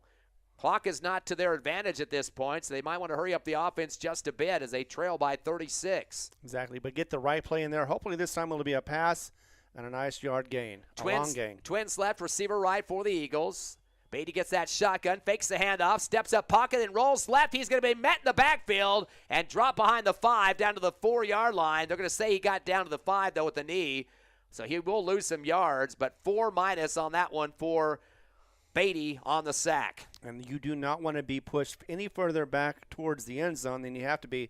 This is going to make the punt very difficult. Plus, if things work out just the way Hawks would like, this would be their last possession. 7:30 and ticking here in this fourth quarter. Eagles are going to be in their end zone to try to punt. Beatty now moving up to the goal line and trying to yell over the coaching staff over there, trying to make sure exactly what they want to do on this one. You can't imagine them going for it this deep in their own territory. Beatty's looking back at the Whitecap in the end zone right now. They're letting some clock run here. Maybe they're going to call a timeout or maybe get the delay a game or what? Nope, timeout is going to be called right before the flag came out for the delay a game. But it's a 4th down and 11 regardless. They have the ball marked at the 6-yard line. I'm not quite sure. I guess you're going to maybe throw in a wrinkle here, maybe possibly a fake punt on this one. But if you don't convert to the 17-yard line, that's giving Centennial another chance to tack on. And at that point, adding more than the mercy rule, it's probably no chance to get the clock stopped the rest of this ball game. Exactly, but Hobbs has had a couple of chances during this season where they've done something like this, not as deep in their territory as this. However, they have caught some teams off guard, but I don't know about this Centennial team. They are very aware of things, and they are very hard to trick. Earlier, we were talking about the Clovis-Oregon Mountain game, and Clovis was actually doing pretty tough against Oregon Mountain. Of course, Clovis has had some issues scoring this year. I've only had 31 points on the scoreboard compared to 298 for their opponents, but there was a tight one earlier tonight. Exactly. I haven't gotten an update on that one, but last time we checked, it was 24-21. Clovis, who was anemic on their scoring, was getting some scores. Also, another team that is pretty anemic was Alamogordo, but the last time I checked, Carlsbad had the lead in Carlsbad 12-7. Of course, those are a couple district opponents. Next week, the Eagles will have Clovis for homecoming at Watson Stadium. Eagles will punt after the timeout, but they're going to stop the action first. Looks like a flag, false start or procedure there against the Eagles, so that'll back them up half the distance.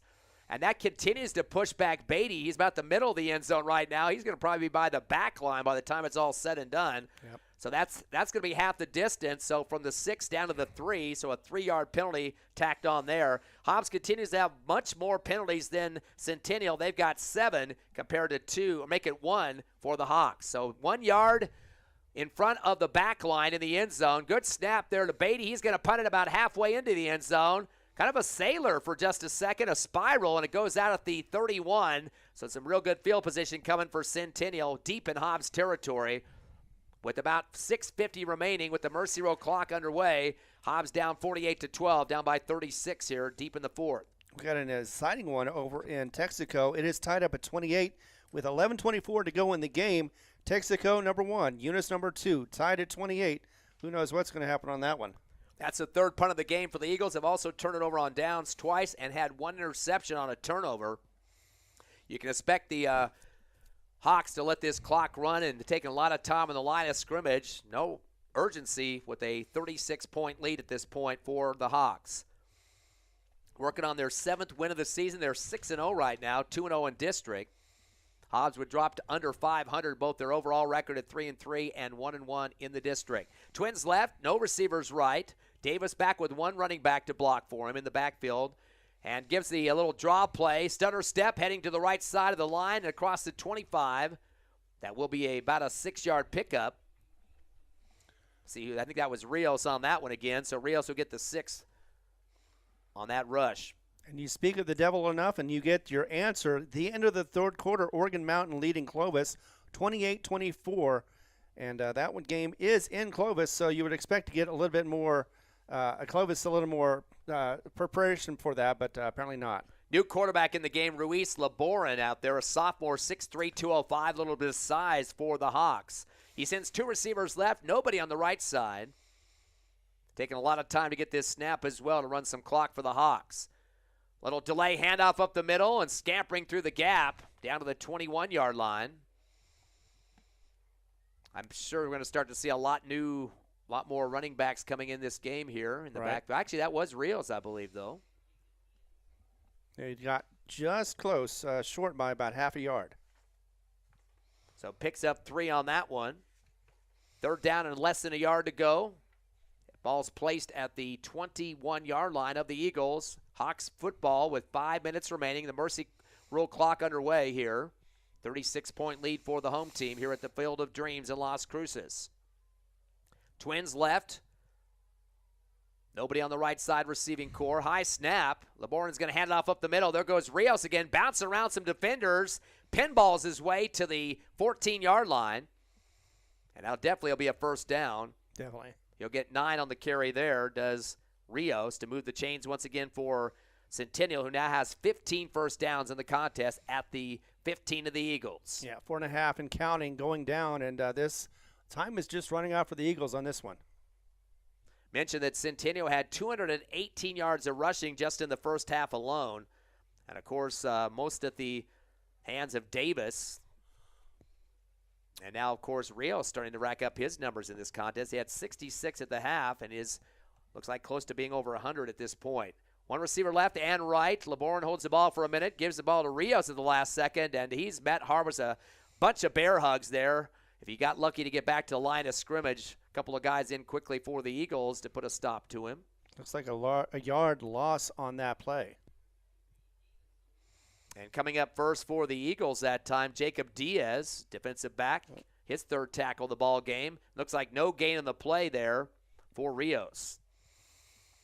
Second down and 10 now from the 15-yard line. The clock gets down to 3:30 left here in the fourth quarter. Again, Centennial leading 48-12 over the Hobbs Eagles. Receiver left and right. Back to shotgun goes LeBourne. Taking his time with the count here.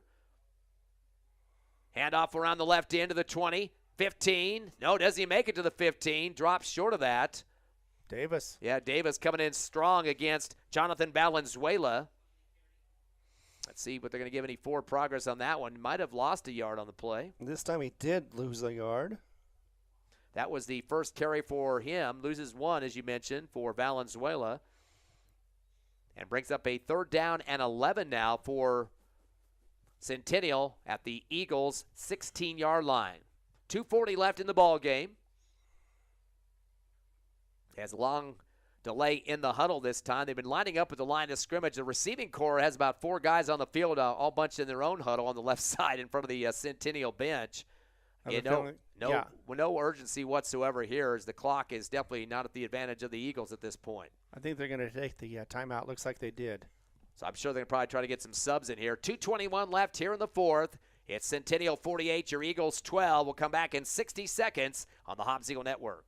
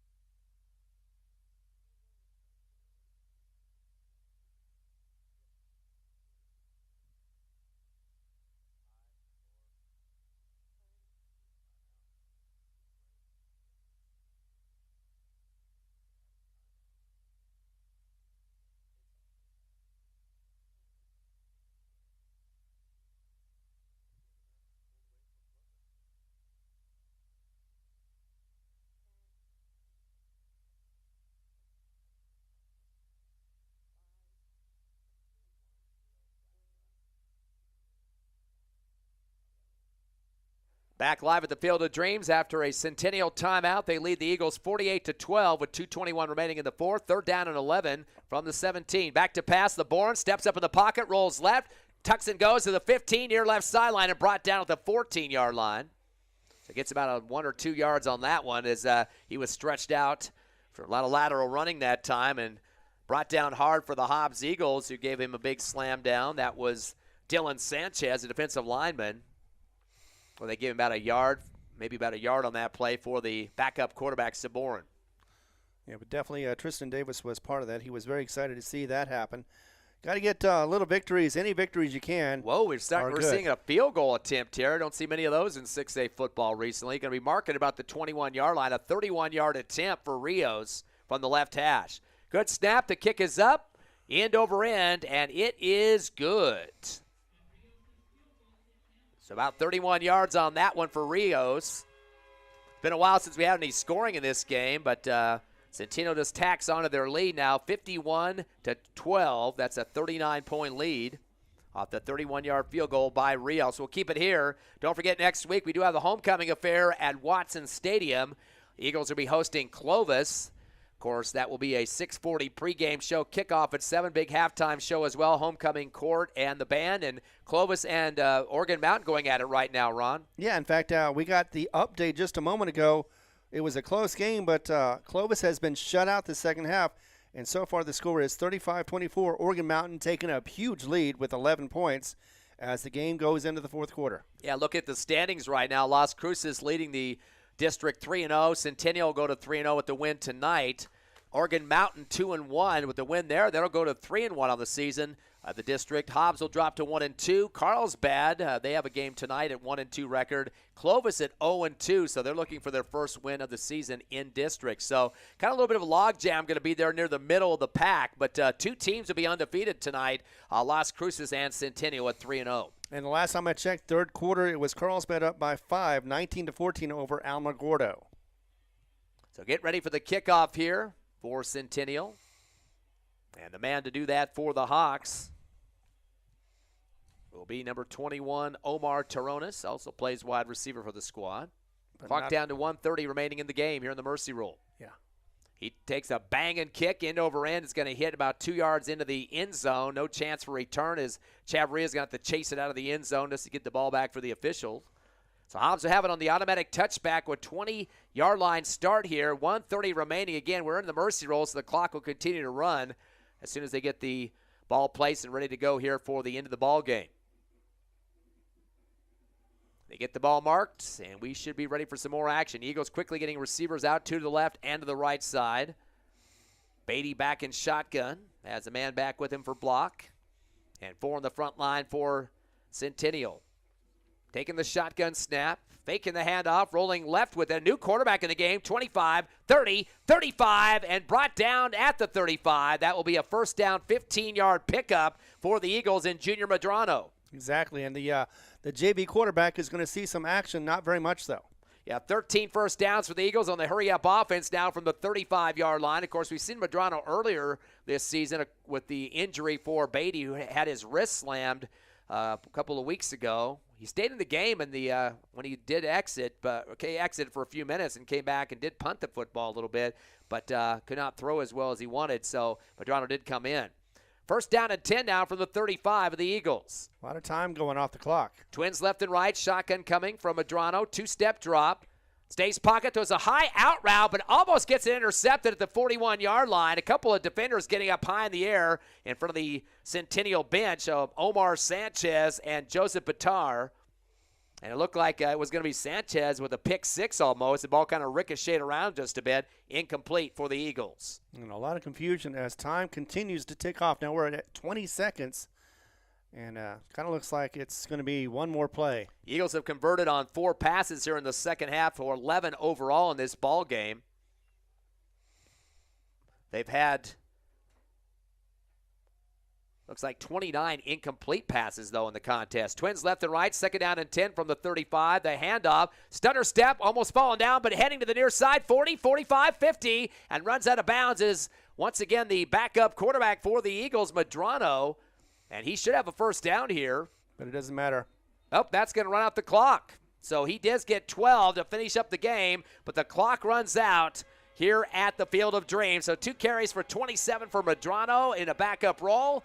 The Eagles losing this one on the road, 51-12 to Centennial, who is now 7-0 on the season overall, 3-0 in district. Your Hobbs Eagles will drop to 3-4 overall, and their record in district at 1-2. We'll take a 3-minute break, come back with the Hobbs Eagle postgame show live on Cool 95.7 and HobbsAmerica.com.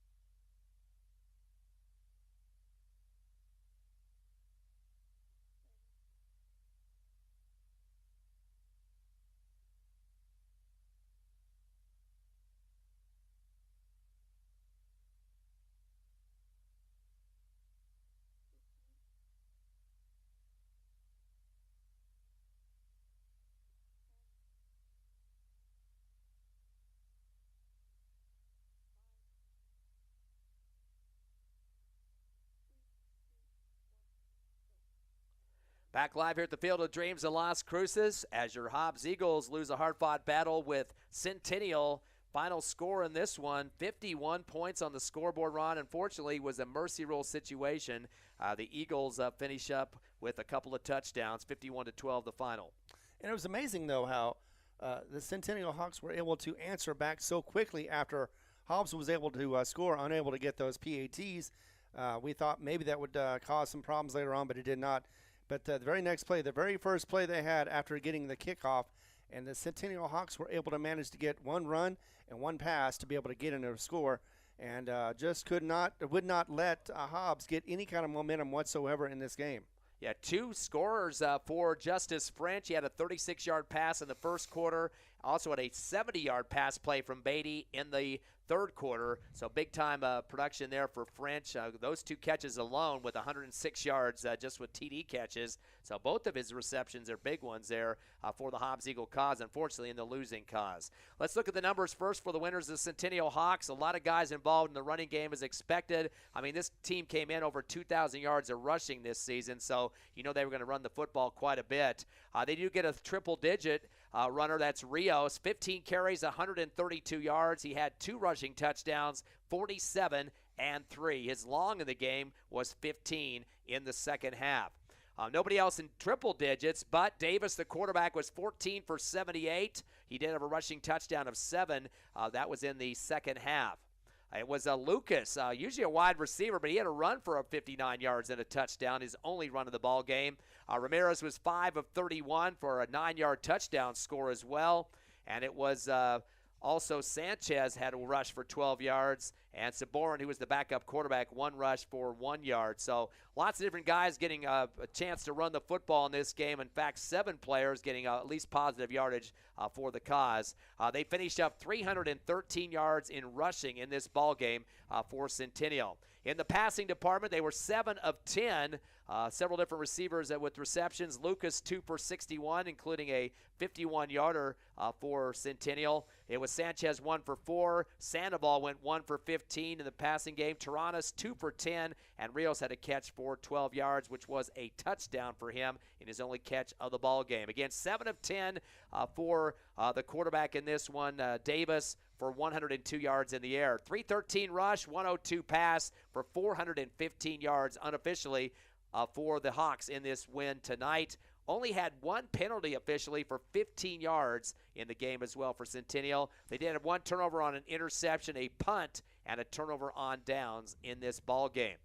And for your, actually I should also mention too, the first downs, they had 15 in the game. For your Hobbs Eagles, the leading rusher in the contest was Seamus Wright. He had 9 carries for 70 yards with a long of 17 in the second half. He had a couple of 20s in this first half, including a 16-yarder as well. So he had about 4 double-digit runs in this ball game and getting some good runs up the field after he saw what was open up there in the gaps and taking it to the house. But unfortunately, he didn't get in the end zone in this contest. Beatty, the quarterback, 10 carries for 52 yards, had several double-digit runs of 11, 13, and 10. It was Medrano who came into the fourth quarter, 2 carries for 27, a 15-yarder, and a 12.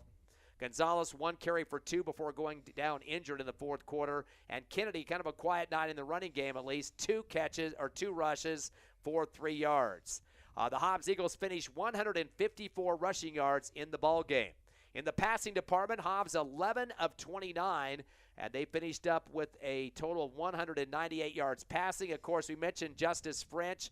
Only had 2 catches in the game, but they were both for touchdowns for 106 yards, a 36-yarder and a 70-yarder. Kennedy, 4 catches for 41 yards. He had a 31-yarder in the second half. Seamus Wright, 3 catches for 17 yards.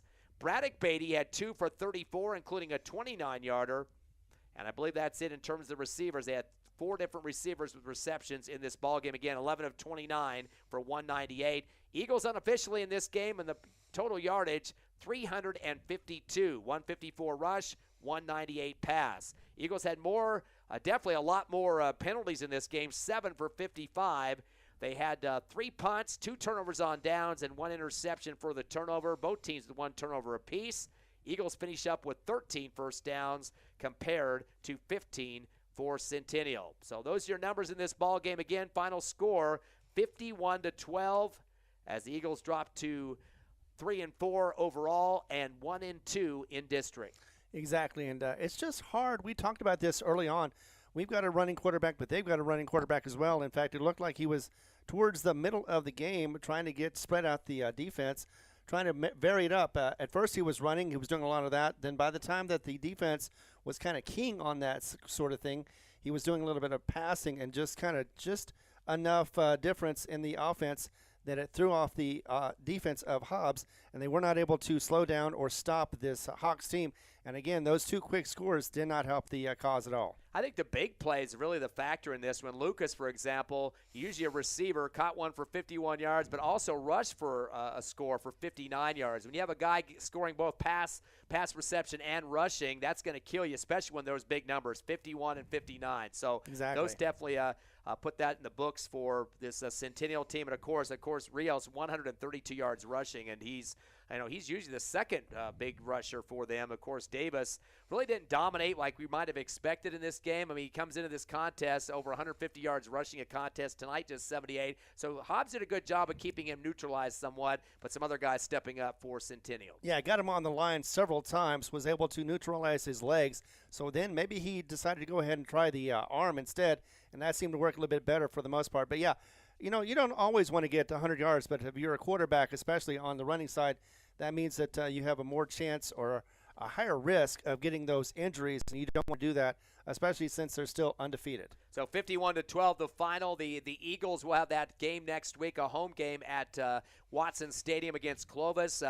Last time we heard, it was kind of a barn burner going on with Clovis and Oregon Mountain, but it looks like Oregon Mountain's kind of pulled away with that one. It did. In the second half, it is all Oregon Mountain so far. In fact, it has been 20-0. 20, of course, Oregon Mountain outscoring Clovis in Clovis, and right now it looks like it's going to be the end of it. Last score was 41-24 with the Knights in the lead. What about that big matchup with number 1 Texaco and number 2 Eunice? That's been going back and forth for a while. I'm glad you asked me that because they were tied at 28. The Texaco Wolverines were able to score. Eunice got the ball back with about 4 to 5 minutes, but turned it over on downs with 3 minutes to go left in that game. So it looks like unless a miracle happens, Texaco is going to protect the ball, and they're going to be able to get that victory 36-28. So number 1 will beat number 2. Texaco came in 6-0. Eunice came in at 5-1. Earlier tonight, Tatum losing their homecoming game at halftime, 54-0. So that shut down early. And, of course, game just across town here at Las Cruces High. Jal losing big to Las Cruces JV. Las Cruces High JV 32-0 in that one as well. So exactly. Those are the 4 teams that were in action tonight, including Hobbs, of course. Lovington had their bye week. They have had some tough games back-to-back. Lost to Mayfield in overtime, and, of course, had to play a couple other big teams. Artesia, too. So they're kind of on a 2-game losing streak. But, hey, playing the top teams in the state, somebody's got to lose those games, and I guarantee the Wildcats will be in contention in the playoffs. But, again, Eagles have that home game next week, Ron, against Clovis. They cannot take them for granted. Clovis had a hard-fought battle for a while in that game earlier tonight with Oregon Mountain. But, again, it's their arch-rival matchup. You know, You expect Hobbs to dominate in that game, especially with what they've been showing at some tough teams. But, again, you don't want to take that purple squad for granted. Exactly, because here's the thing about a losing team. They got nothing to lose. They can come in here and play some different looks. They can do some different things and catch Hobbs sleeping. If Hobbs comes in here and expects to get an easy victory, that can mean or add up to an easy defeat. And Hobbs does not want to do that. They're 1-2 right now in district. They need these next couple of games to be able to get back into the district and go from there. They won't be looking great like Centennial, but they have a chance to at least make a case for themselves for the playoffs. So once again, final score 51-12. The victory for Centennial, running their record to 7-0 on the season. Next week, again, the homecoming matchup, 6:40 pregame show, kickoff at 7 from Watson Stadium. We'll have the halftime and everything else, royalty, and, of course, the marching band. I'd like to thank our sponsors of Hobbs Eagle Football on the radio, Cool 95.7 on the internet, HobbsAmerica.com, Lee County State Bank, First American Bank of Hobbs, Eunice Pump and Supply, Devon Energy, Master Plumbers, Hobbs Express, Miko Services, Zamora's Car Care, Badger, The Model, Divine Energy, TDS, Lasco Construction, Forest Tire, Innomar Pipeline, Thriftway Grocery, Eastern New Mexico University, and Ampersand Media. Again, without those fine sponsors, Hobbs Eagle Football will not be on the radio or the internet. Final comment, Ron, as we Take it away here from Las Cruces. And, of course, it's always free. Next week will be homecoming, and don't forget, Hobbs JV won last game against Carlsbad JV. They lost yesterday. They were 7-0 against the 6-1 Roswell squad. The final score was 36-32. Was on the road in the Wool Bowl. You know how Roswell plays, tough in there. So expecting to see one final game against the Hobbs JV, against the Carlsbad JV, and we're looking to see a huge win because they've been playing lights out on the offense throughout this season. So JV at Thursday at 6, and then, of course, the varsity homecoming game Friday at 6:40 with our pregame show on the radio. Thanks to Tiffany and Evie Stuber back at the station. For myself, Ty Friend, and Ron Gunner here at the Big Time Field of Dreams in Las Cruces. Have a great weekend out there and a happy Columbus Indigenous Peoples Day on Monday.